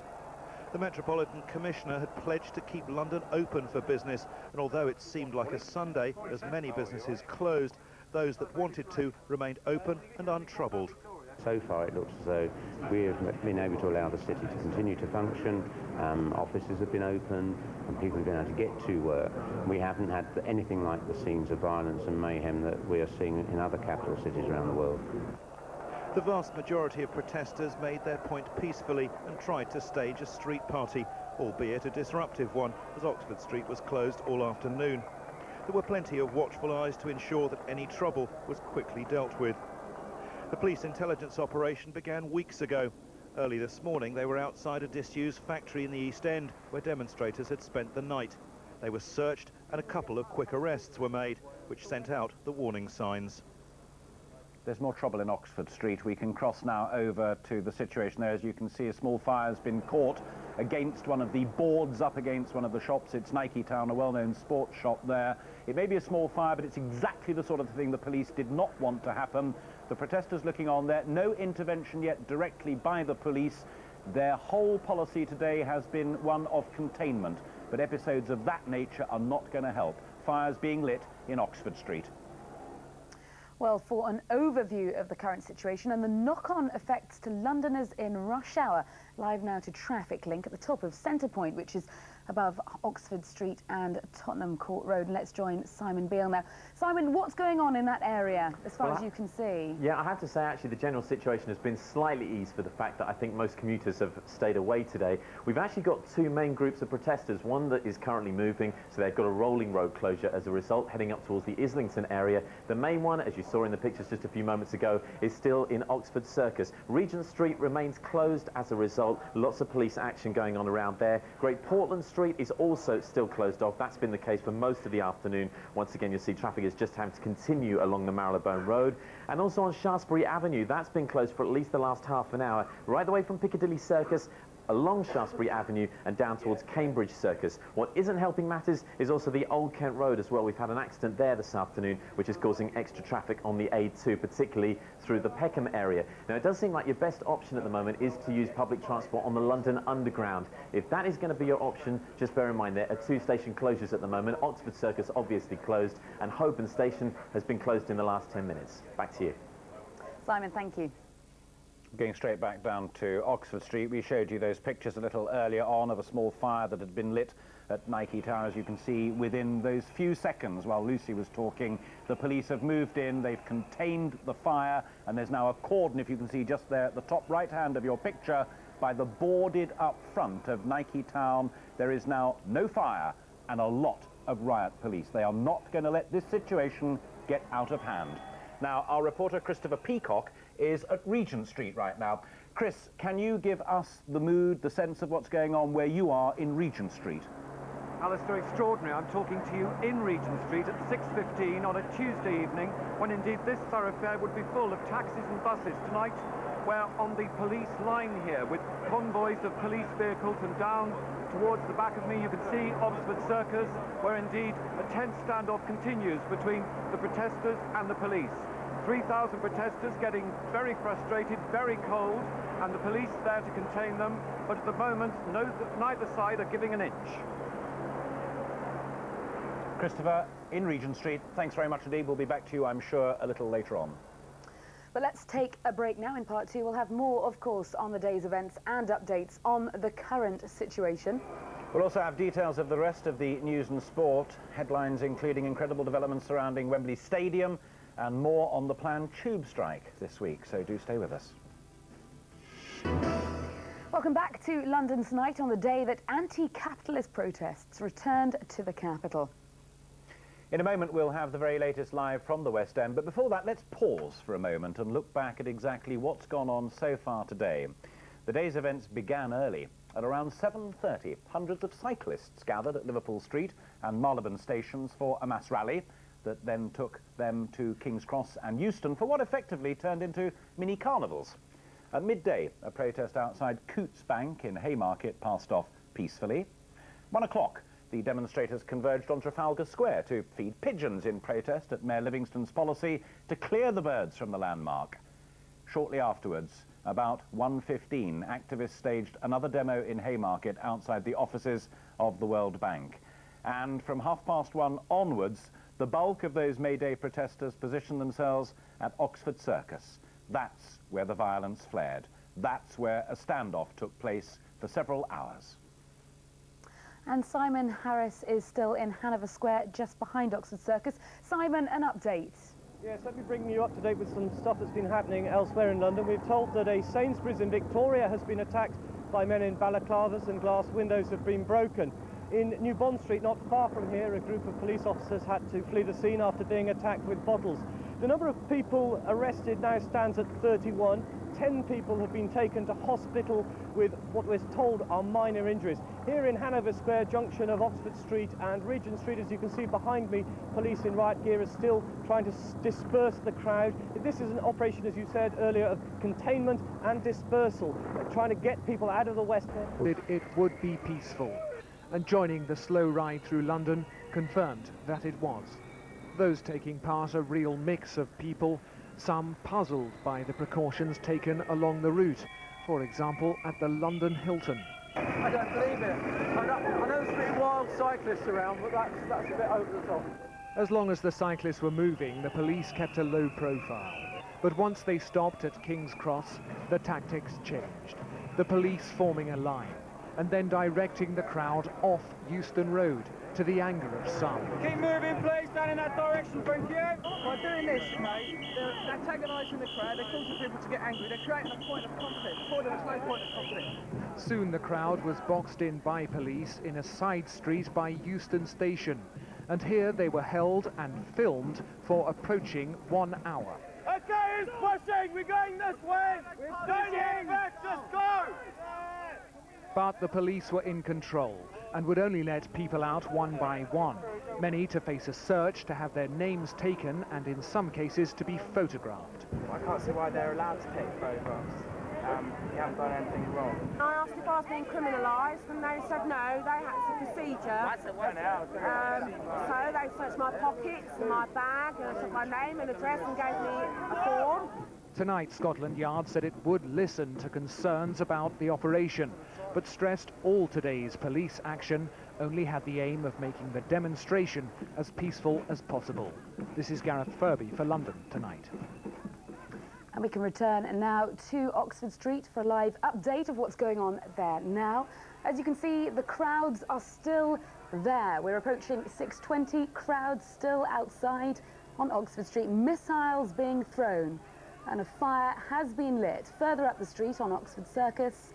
Fires are being lit. There are protesters mounting the shops on Oxford Street. The very latest from Oxford Street. Now, the other day, headlines today, union leaders are meeting right now to decide whether to call off this week's tube strike. The message was that there is another way to do things. Venus says, change the word with love, you know, use your heart. Think about it. Think with your heart. Do it with your heart. Love. Let me put this in first, because Amy Jowett was getting her placards ready this morning. Her complaint is against the world's financial institutions. The fat cats are obviously symbolising, you know, that actually it's profit that rules, and it's a small minority of people at the top, and the blood on the money. It's all about, you know, the fact that profit's coming before people, killing thousands of people. We joined Amy on her way to the demonstration. A few detours were needed because, ironically, other protesters were by now clogging up the streets. I mean, we don't know what's blocked and what's not, and obviously with the critical mass bike ride, it's about stopping traffic, so we can't complain if the traffic's bad. 1, 2, 3, 4! Her destination was the office of the World Bank. The point was that the world's poorest countries are saddled with huge debts, can't feed their people, and aren't being properly helped. It was noisy, but wasn't violent. There's nothing like the rain to dampen spirits, but if there's one thing that motivates all these different groups, it's the idea that the world can be organised in a better way, with less poverty and less pollution. Whether this is the best way to achieve that is another matter.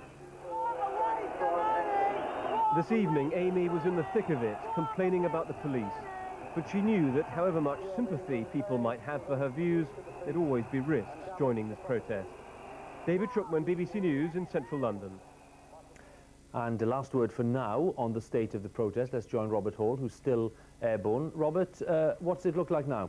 Well, we've just been listening to David's report and watching one or two people who clearly are intent on winding the police up, on pushing the mood up here, pushing the temper up. This is the crowd down next to John Lewis. If we come out to a wide shot there, a very small number of them there, trying to crank the atmosphere up. The majority still peaceful. But the impact has been felt. If we pan away to the left across Oxford Circus, this area would be teeming with traffic. Today, the only vehicles, as you can see there, are police vehicles. Now, there have been moments of tension. There are still moments of tension away down there outside Marks and Spencer's down towards Tottenham Court Road. Again, we've seen riot police there again. You see there a confrontation with small groups of protesters. This situation is still tense, but the police have made it clear there will be no dispersal until they're convinced that people will go home peacefully. They're not going to allow gangs to roam throughout the West End. Back to you, Hugh. Robert, thank you very much for that. And the wet pavements and roads telling their own story, of course, Isabel, in terms of the rain. What a day, Hugh. Like, such a contrast.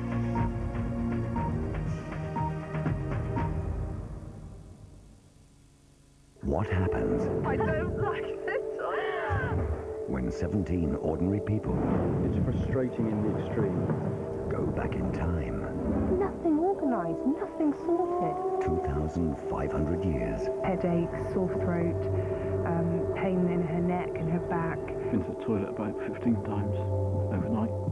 He was very, very unhappy.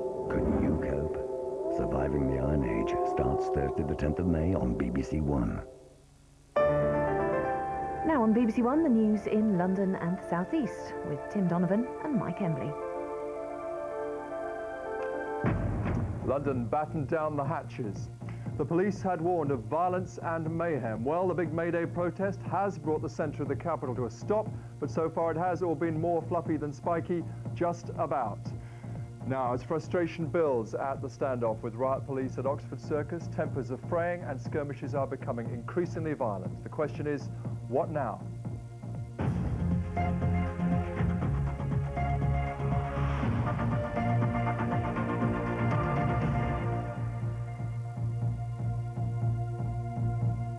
Good evening to you. Welcome to Newsroom Southeast.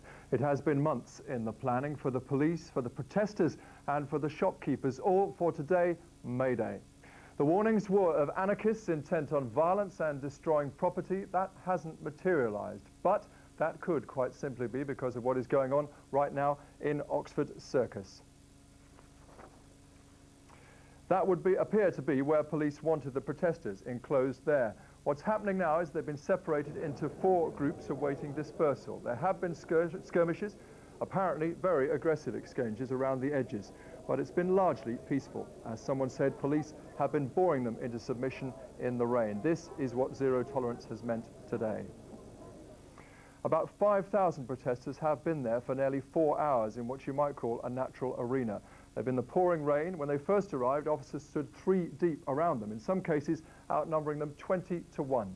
Amanda Harper charts the afternoon's events. Police and anti-capitalist protesters clash in Oxford Circus. The normally busy West End was brought to a standstill as the so-called Monopoly Board demonstration took hold. As with previous Mayday protests, it had started peacefully. There was an uneasy calm in Regent Street this morning. Only the glaziers boarding up shops gave a hint that there might be trouble. In fashionable St James's, the planned occupation of one of the buildings by anti-arms trade protesters failed to materialise. On the ground and in the air, the police played a waiting game. But by lunchtime, protesters started gathering outside New Zealand House. As the numbers swelled, the demonstrators began to march up Regent Street towards Oxford Circus. Once there, officers sealed off the surrounding streets. The police tactic has been to contain the protesters who are now surrounded in Oxford Circus. Riot units and police on horseback have now sealed off all the roads leading in and out of the area. Although most stores in Oxford Street and Regent Street decided to shut for the day, it didn't deter shoppers or tourists. I mean, I couldn't get down far enough, and I couldn't get down far enough on the tube to go home either. So I'm going this way. Fair play to them, really, if they want to express what they're feeling and everything. I just wish they didn't do it today because I wanted to do some shopping. By 5 o'clock, 29 protesters had been arrested and several were treated for minor injuries. Among the independent observers, the Mayor's advisor on policing, Lee Jasper. There have been very few incidents. The rain's deterred probably quite a lot of people from turning out today. The policing's been firm but fairly effective. Tonight, with Oxford Circus and Regent Street still sealed off, the police are deciding how best to safely disperse the crowd. Amanda Harper, Newsroom South East in the West End. Well, right now, Tim Donovan is at Oxford Circus. Tim, how's it looking? Well, it's not changing very much in the last few minutes. What we're hearing is that the police haven't yet decided when exactly they're going to disperse. That's the key issue now. They've still enclosed them. They're still about 3 deep, the officers, enclosed on all 4 sides. And there's no indication yet when exactly they're going to disperse them. Although we heard about an hour ago there might even be a plan to let them out one by one, perhaps even let them go out through the tube station. So that's the real task ahead. I'm pleased to say that we're joined by the Mayor, Ken Livingstone. First of all, thanks for joining us. First of all, perhaps you can give us your reaction on the day's events so far. Well, some of the scenes look completely unacceptable, but I think the comparison you make is what's been happening in other cities around the world, in Australia, in Berlin. And here it looks as though the police have managed to contain this with a minimum of problems. We went through a very peaceful day, people making their point, but then towards the early evening, you had this hardcore of violent anarchists for whom this is only a success if there is widespread civil disorder. And so far the police have contained them excellently with, I mean, very few arrests. 2 police officers have been injured. A police horse was quite viciously hit by a flying rock. It's quite deliberate, which somewhat puts in perspective their so-called commitment to animal rights. You're focusing on the bad things so far, but people haven't stayed away as you asked them to do. Well, the demonstration's been about half the size of last year, and I think that's because a lot of people have thought, I mean, they believe in the issues of third world debt, the environment, and they're not going to be used by a small group of violence-loving anarchists as some sort of shield. What do you think of the police strategy now, currently? They've penned them in now since 2:45. A lot of protesters who are outside of this cordon are saying, you know, this is what provokes confrontation or frustration. Yeah, it's all very well, but if we had allowed them to go rampaging down Oxford Street, then we would have been denounced for that. I actually say, compare this with what is happening around the rest of the world, and I suspect here we are seeing an example of policing at its best. I mean, very few casualties, very little damage to property, and the majority of people who turned up earlier in the day to make a peaceful point were free and allowed to do that, but we're not going to have a small group of violent nutters rampaging around the city. So they have been... You accept that they have been free to do that. If people are turning up and wanting to cause disruption, you still accept that that's a sort of right of protest which we've always had. It's when they're hurting or setting out to harm. There can be no basis for allowing violence. People can sit down in the street, they can actually wander around with, you know, funny animal masks if they want and pretend to be a pigeon in Trafalgar Square or feed the pigeon, whatever. But what we cannot accept is that members of the public or police officers are going to be hurt by people throwing rocks or wielding sticks. OK, stay with us for a moment. I'm also joined with by Mark Steele, the writer and comedian who's with me. And Kevin Livingston saying very much that his strategy has been justified, numbers down, there have been a few sort of violent people on the fringes. Well, I think, to be honest, you can't imagine a build-up that is more likely to cause tension and violence than what we've had over the last week. There have been front-page news stories about rioters being trained in American camps by Anita Roddick and such nonsense. Protesters using underground shafts to disrupt the underground and so on. It's absolutely absurd. And there's been Lord Toby Harris talking about using rubber bullets. Nothing could be more designed than to create an air of tension.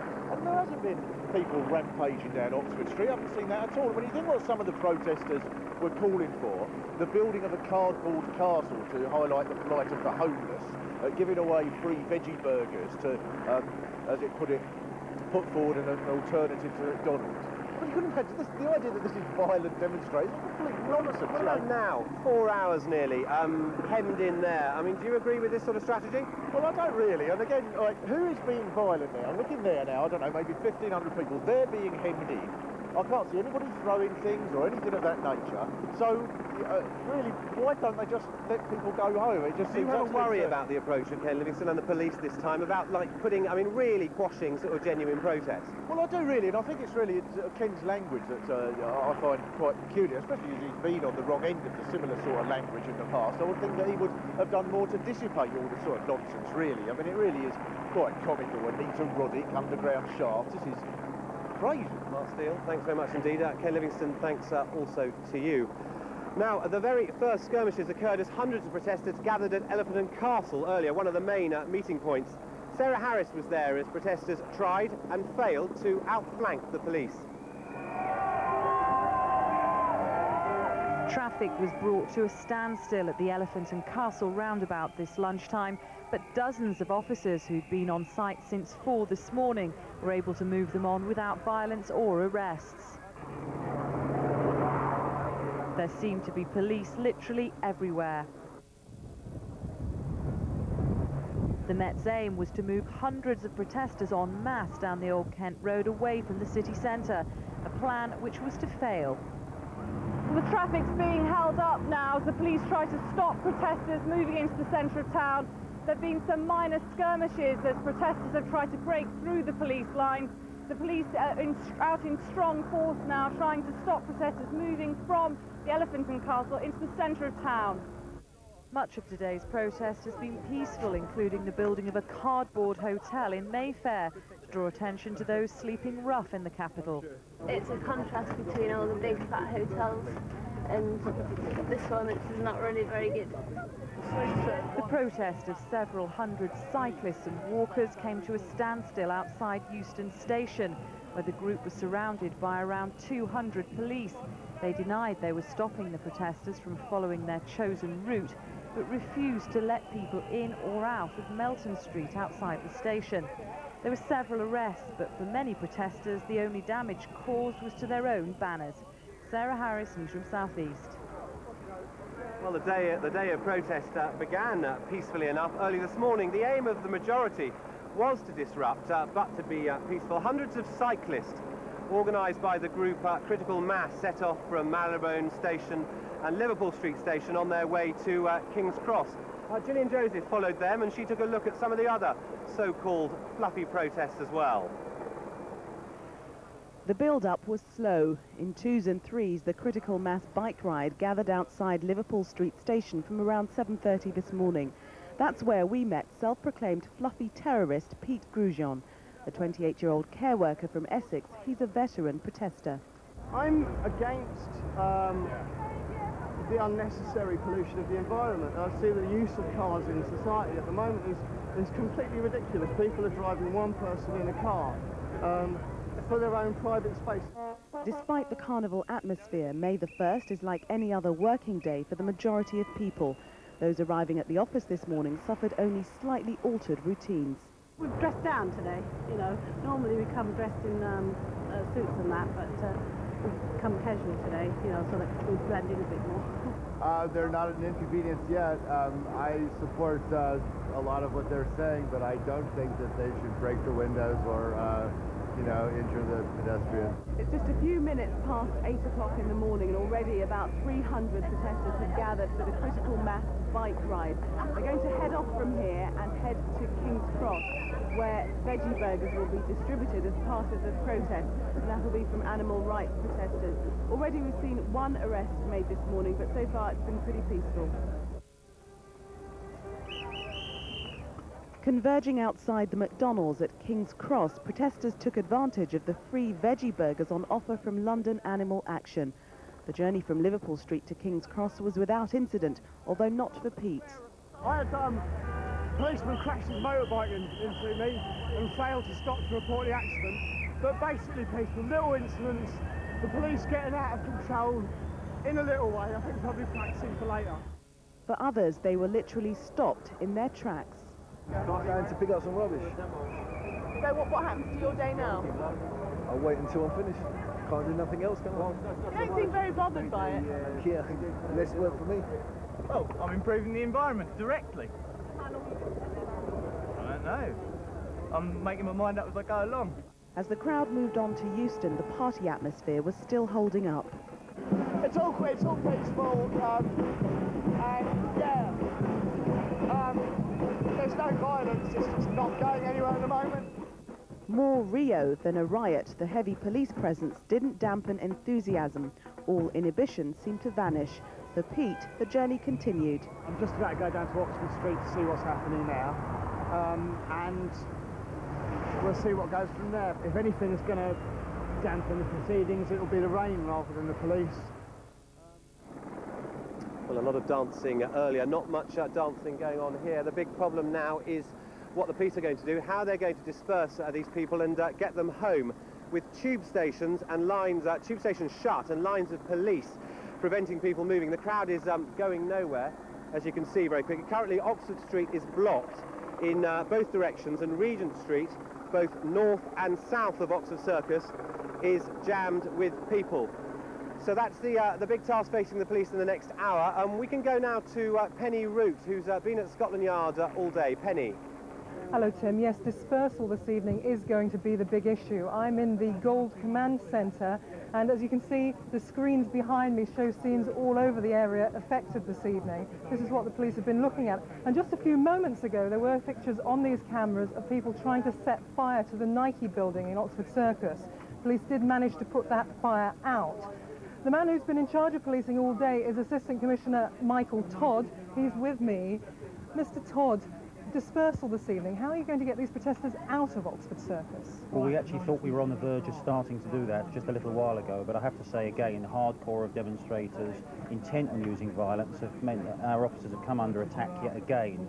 They've got onto the roof of one or two of the buildings and started to throw down some metal plates, so we've had to again stabilise the situation. What we intend to do is calm them down as much as possible, make sure we regain control of the situation, and then bit by bit let the demonstrators out and gradually disperse them away from the main shopping centre. It did all start off so differently today, didn't it? I think we may be able to see some pictures now earlier on around Euston Station when your officers were gradually moving the demonstrators slowly down the street, very organised and very controlled. But you couldn't keep them out of central London. Why was that? Well, because people have a legitimate right to move around. It's only when they commit criminal offences or we've really got evidence that they're actually involved in criminality and involved in violence that we can take some positive action. You know, this was not an organised demonstration. If they had come forward and worked with us, we wouldn't have had all of these problems that we've actually seen today. I have to say, yeah, it's absolutely disgraceful behaviour. And to say this is a legitimate protest when you're throwing missiles at our officers and people are getting injured, when you've got someone attempting to burn down shop premises there, that is just not legitimate protest. But again, I think we can show some pictures of the way that some of your officers have dealt with the protesters, and some of the protesters are saying that really the police have given as good as they've got and that they've used unnecessary force on occasions, with the batons in particular. I really would refute that. I've been down and I've actually looked at Oxford Street and I've actually had a missile thrown at me together with the other officers. This is unacceptable behaviour. We've had members of the Independent Advisory Group, we've had Lee Jasper from the Mayor's office, and members of the Met Police Authority, and they've actually seen how we've been policing this as independent observers. Nevertheless, at the moment, you have 10 people hurt, 8 of them protesters, 2 of them police officers. It would seem that perhaps the police use of force has been quite heavy. I think that's making a huge assumption about how those people are injured. I saw people being led away from the crowd, having been injured by missiles and being thrown across there, so I wouldn't make any assumptions around that. Our officers started off policing this very, very calmly in normal police uniforms, and it's only when the idiots involved start using iron bars, start using lumps of concrete and throwing that at our officers, they've got to defend themselves by using the protective equipment. Mr. Todd, thank you very much indeed. It's obviously going to be a long evening in central London for the police and indeed the demonstrators. Back now to Tim. Penny, thanks very much indeed. Well, I'm joined here by two men. Peter Grudgeon, who's been taking part in some of the demonstrations today, and Grudgeon, sorry about that, and Gary Mason, who's an expert on police affairs and an ex-editor of Police Review.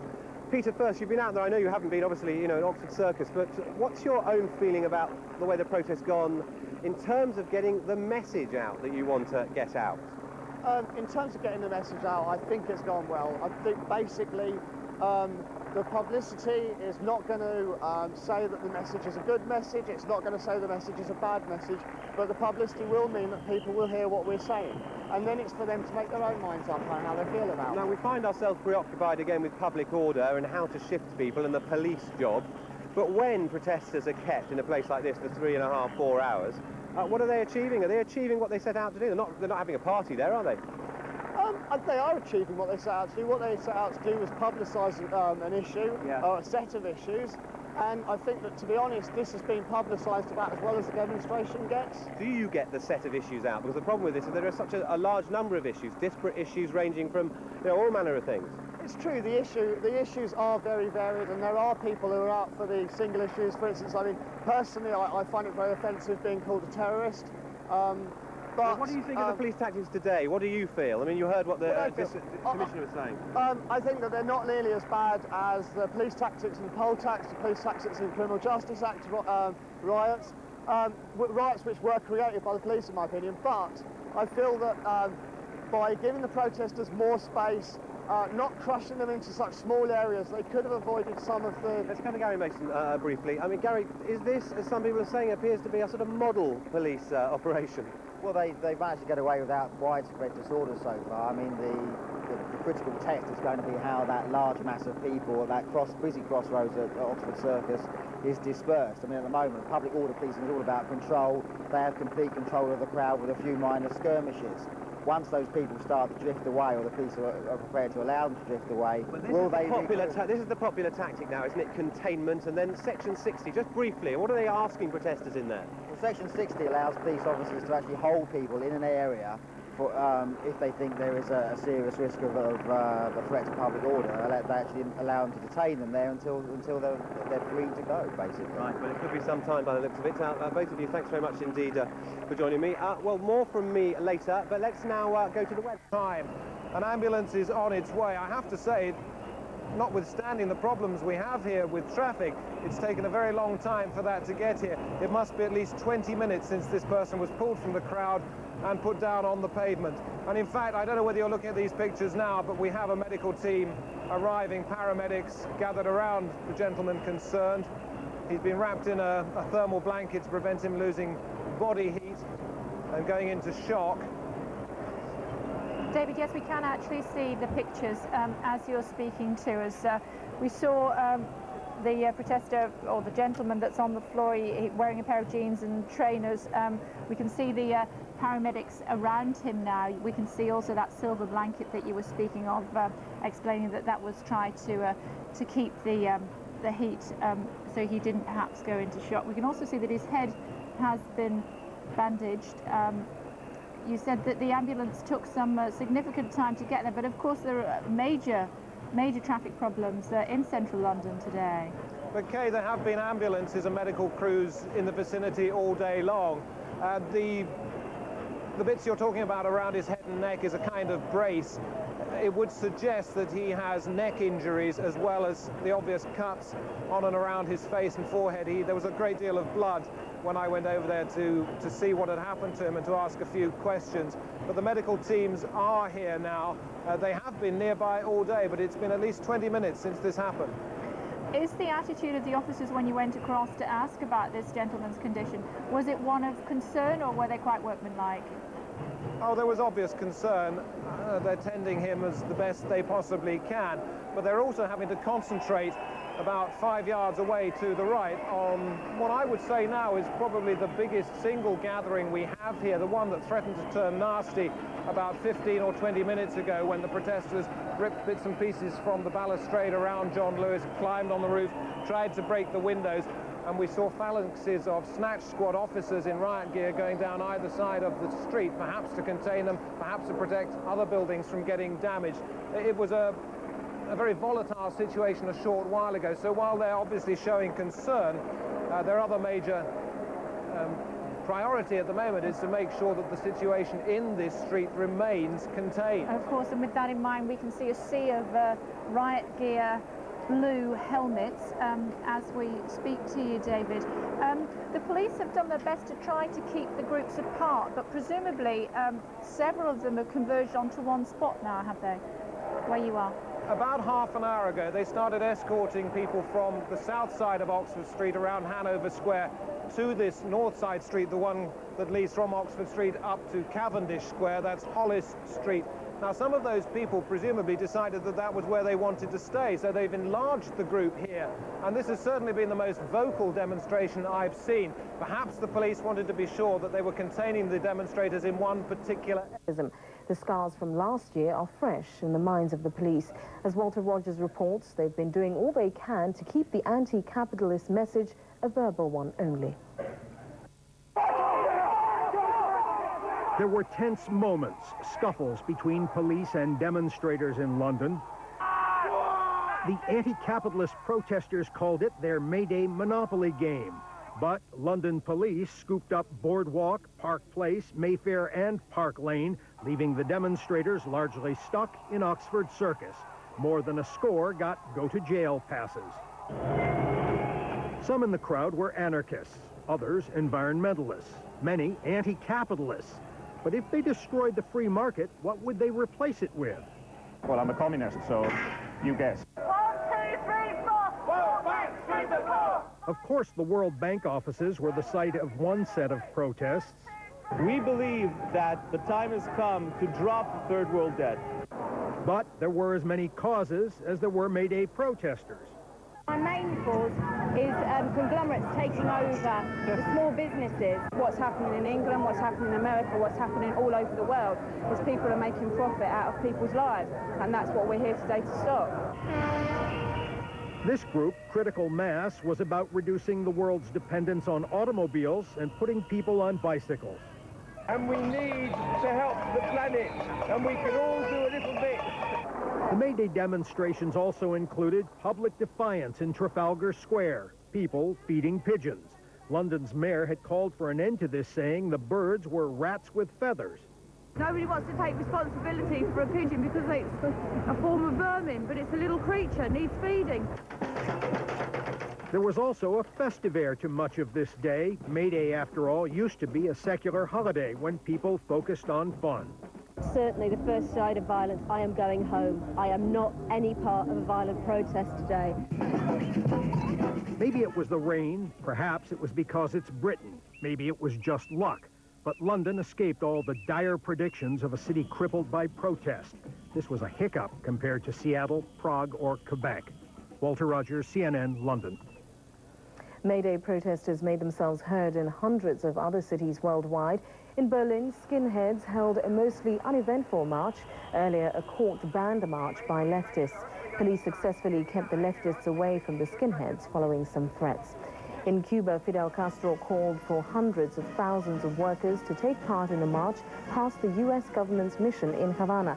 He was joined at ceremonies by Juan Miguel Gonzalez, whose son, Elian, sparked a tug-of-war with the United States last year. And in Perth, Australia, mounted police used force to stop protesters who tried to shut down stock exchanges. The protesters say money should not go into stocks, but into schools and child care centres. United States President George W. Bush is about to make a major policy address on the National Missile Defense Program. CNN will bring it to you live as soon as it happens. Mr. Bush has spent a part of his day on the phone with Russian President Vladimir Putin, addressing Moscow's concerns. And as CNN's Matthew Chance reports, he's in Russia addressing those issues. Concern is police officers. They will be arrested. But if the police were up early, so too were the demonstrators, several of whom emerged from an empty factory near London Bridge, only to be intercepted and searched by police. The protests themselves started off peacefully, with a mass bike ride against pollution. Many of them stopped and blocked major routes, causing rush hour traffic jams. There was a loosely knit coalition of environmentalists, poverty campaigners and animal rights activists. Many clearly intent on a carnival rather than a threatening atmosphere. We've had to do some fairly overt things to try and lighten the atmosphere here. Free veggie burgers were distributed outside a McDonald's fast food restaurant. Separate protests erupted at pre-arranged sites across the capital based on the Monopoly board game. On the Strand, for example, Coutts Bank, which holds an account with the Queen, was picketed. An illegal march was held through Trafalgar Square, though police sealed off Westminster Bridge, blocking access to Whitehall and the Cenotaph, which was damaged. Roads, if you like, into this area. What's happening where you are?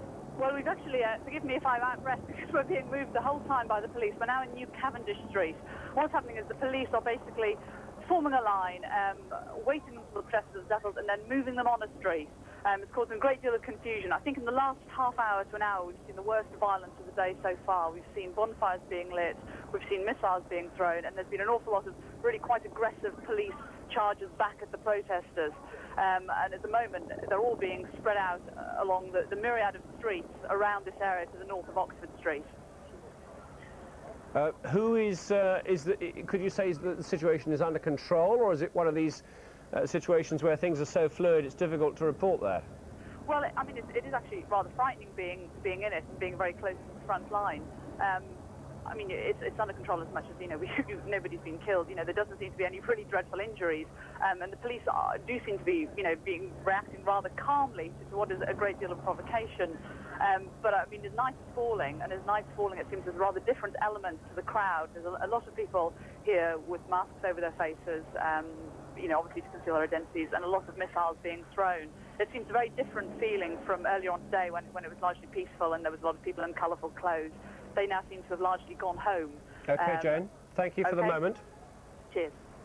Let's cross now to Colin Brazier, who has a first-floor vantage point just south of Oxford Street. Colin, police talking there of missiles being thrown, of police charges, even fires there, and a sense that the atmosphere has changed in the last half hour or so. Is that the sense you're getting too?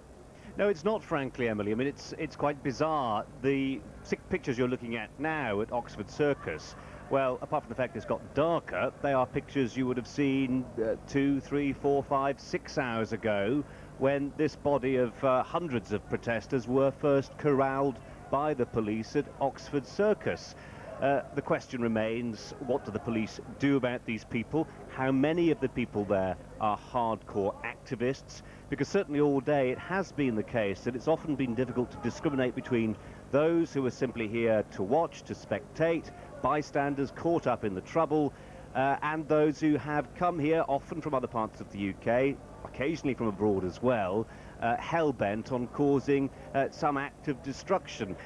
There's one other interesting point here, which I overheard a conversation between two police officers a while ago, and the gist of it really was that they felt they'd pretty much thwarted the protesters at every turn, and the feeling really was that the protesters hadn't delivered the spectacular that many people had been expecting. They hadn't delivered the great coup de grace that everybody was expecting. They hadn't ransacked through a department store. They hadn't gone looting. You remember the pictures from last year when the McDonald's store on Whitehall was pretty much taken apart. Now, we haven't seen anything like that this time, and the feeling is that certainly those protesters you're looking at now, which doubtless will contain a good number of hardcore extremists from a range of anarchist and other groups, particularly since they've been standing there for 6-7 hours in the rain at times, many of them will be feeling frustrated, and as night begins to fall, perhaps their minds now will be turning to the opportunities that darkness provides them to cause further mayhem. Colin, as we look at that picture, which I think you can see too, certainly a very stagnant appearance, not much movement from the crowds or indeed from the police, certainly a standoff. Is there a sense from what you're saying that because department stores have been shut and shops have been taking these measures, that the police may be the substitute for anger within the crowds, that may be where they redirect their tensions next? Oh, I think that's undoubtedly so, Emily. I mean, I was looking earlier today at some literature that crime prevention officers had been disseminating in the West End to businesses on Oxford Street. And it was interesting. Many of the measures they were suggesting have certainly been taken on board by a good many of the businesses, offices as well. So, for instance, meetings have been rescheduled, office workers have been told and did dress down. They weren't coming to work in suits. They did things like closing fire doors, using one entrance. They were reviewing their closed-circuit television footage. So the businesses here... they've been trying to move other people that are on the fringes of this main group of protesters away from the area. It's hard to see what the police tactic is at the moment other than containment. Containment's fine, but it's what you do with them just after that. Mark, we'll leave... Length of Tottenham Court Road, which is one of the main shopping centres of London, taking anything they could, bins, barriers which have been erected to block off roads and protect properties, and use them as battering rams. It was interesting to hear that the number that was quoted by the police there, I've seen far more than 5 shop fronts put in. And I have to say there were no police around at the time to stop anyone doing this. The police are out in force now. It's obvious they had their helicopter overhead and were actually watching what was going on, but them actually getting their forces onto the ground in Tottenham Court Road took far too long. There is a car on its roof. There are shops which have had their windows put in. Those protesters have now headed north across yet another of London's main thoroughfares, the Euston Road, and seem to have disappeared into the night, leaving probably the best part of 200-300 police officers on Tottenham Court Road, wondering exactly what they do next. Rob, was it possible to ascertain from whence they came? No, it wasn't. They seem to appear out of a number of the side streets, to be perfectly honest. Exactly how they got there and from where, it's difficult to tell, but there have been various groups of protesters roaming around. We've been walking about all over central London all day, and we have seen various groups of protesters separate to the hardcore that they've got pinned in Oxford Street, and people who were simply intent on attacking anything they felt like: banks, building societies, even a shop that sells futons. Quite why they've attacked that, goodness only knows. Rob, for the moment, thank you. We're watching shots of the standoff in Oxford Street, and here is David Foster, who's been monitoring that standoff throughout the day. David, any sign of many of the protesters asking to leave or being allowed to leave? Well, they've been asking to leave for some time now, Martin. That was one of the chants we heard about 10, 15 minutes ago. And indeed, if you look over my shoulder to this side of Oxford Circus, you can actually see that the demonstrators who've been held here for the best part of 7 hours are being moved north up Regent Street, where, as Mr. Todd says, they will be dispersed. This has happened in the last 10 to 15 minutes. It's going to be, I would suggest, a relatively quick process. On the other side over here at the moment, I don't know whether you can see that, we've just seen one demonstrator trying to break out. He's being taken away by the police. This end of town at the moment is relatively quiet. We have heard, as you've reported, that the trouble is at the moment further east of here in the Tottenham Court Road area. And police that I was talking to a short while ago said that the main concern would be what they called the vampire element. Those that came out after dark, the anarchists who knew how to get away with it. David, the problem would seem to be that these people need to be escorted away from the area in order that they don't then reconvene and start trouble elsewhere. Police want to filter them out one by one so they cannot regroup, so they don't necessarily know where their friends are. They did that successfully down there further towards Marble Arch, round about John... Challenging operation, despite the number of officers that we've got there. You know, you've always got the situation where people can come together and they can go and put in windows and cause damage. But you must have anticipated that as you were dispersing people, they would regroup and Tottenham Court Road would be a target. There's the whole of central London to look after here tonight, and it is a very, very challenging situation. We've looked at a number of places. We were aware that they got to Tottenham Court Road, and we got a response there as soon as we possibly could. But to be honest, we do have the whole of central London here to look after tonight. We have said from the very beginning. Good evening. Anarchists have tonight smashed shop windows and started fires in central London. Hundreds of police officers dressed in riot gear are out in force trying to disperse the protesters. It follows a day of small-scale Mayday clashes which have been largely contained by the police. 47 demonstrators were arrested, many for possessing weapons. In a moment, we'll be live in central London. First, Andrew Simmons reports on the day's events.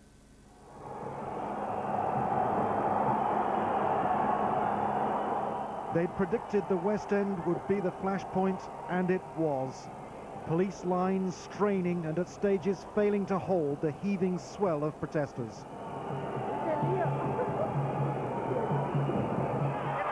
The police had said they would deal firmly with disorder, and as they started to lose control, here in the heart of the capital, repeated baton charges were made.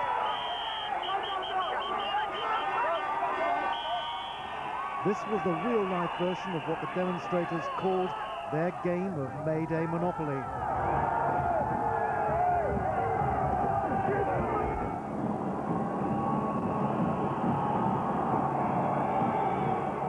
The organisers had wanted this to happen, the convergence of several loosely connected anti-capitalism demonstrations on Oxford Street.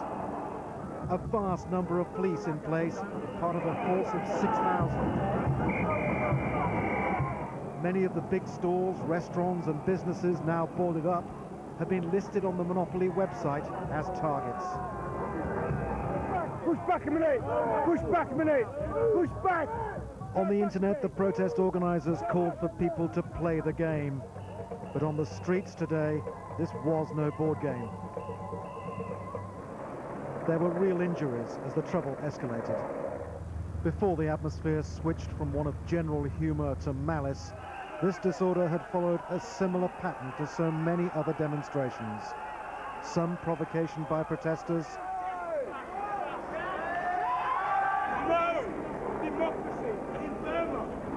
volleys of stones, wood and bottles hurled at the police, and then a predictable response.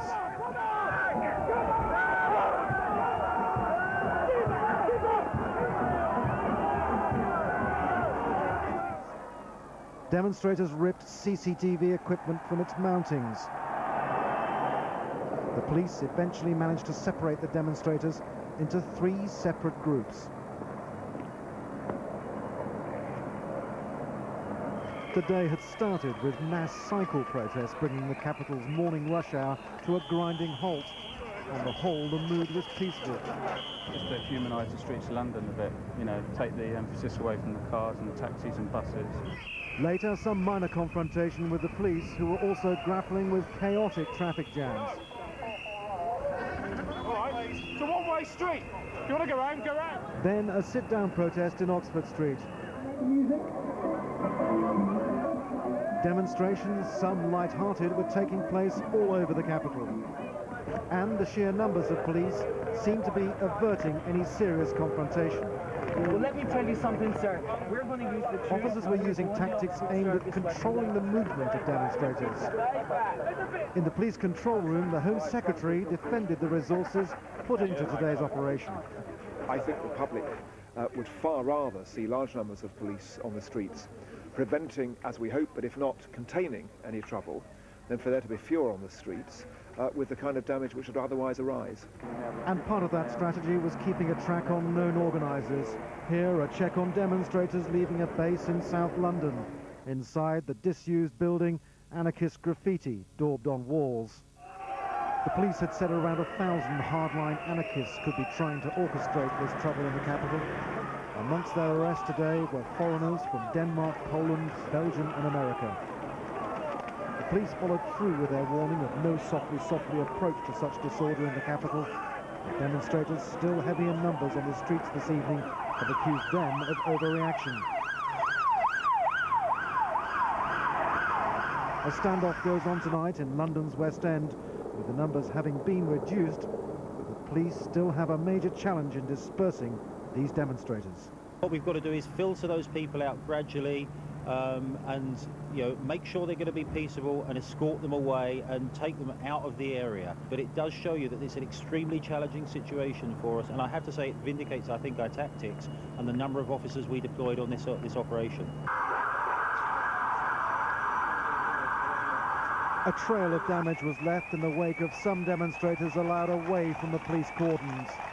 Police say more than 1,000 protesters are still in the capital, and restoring order will last well into the night. Andrew Simmons, Sky News.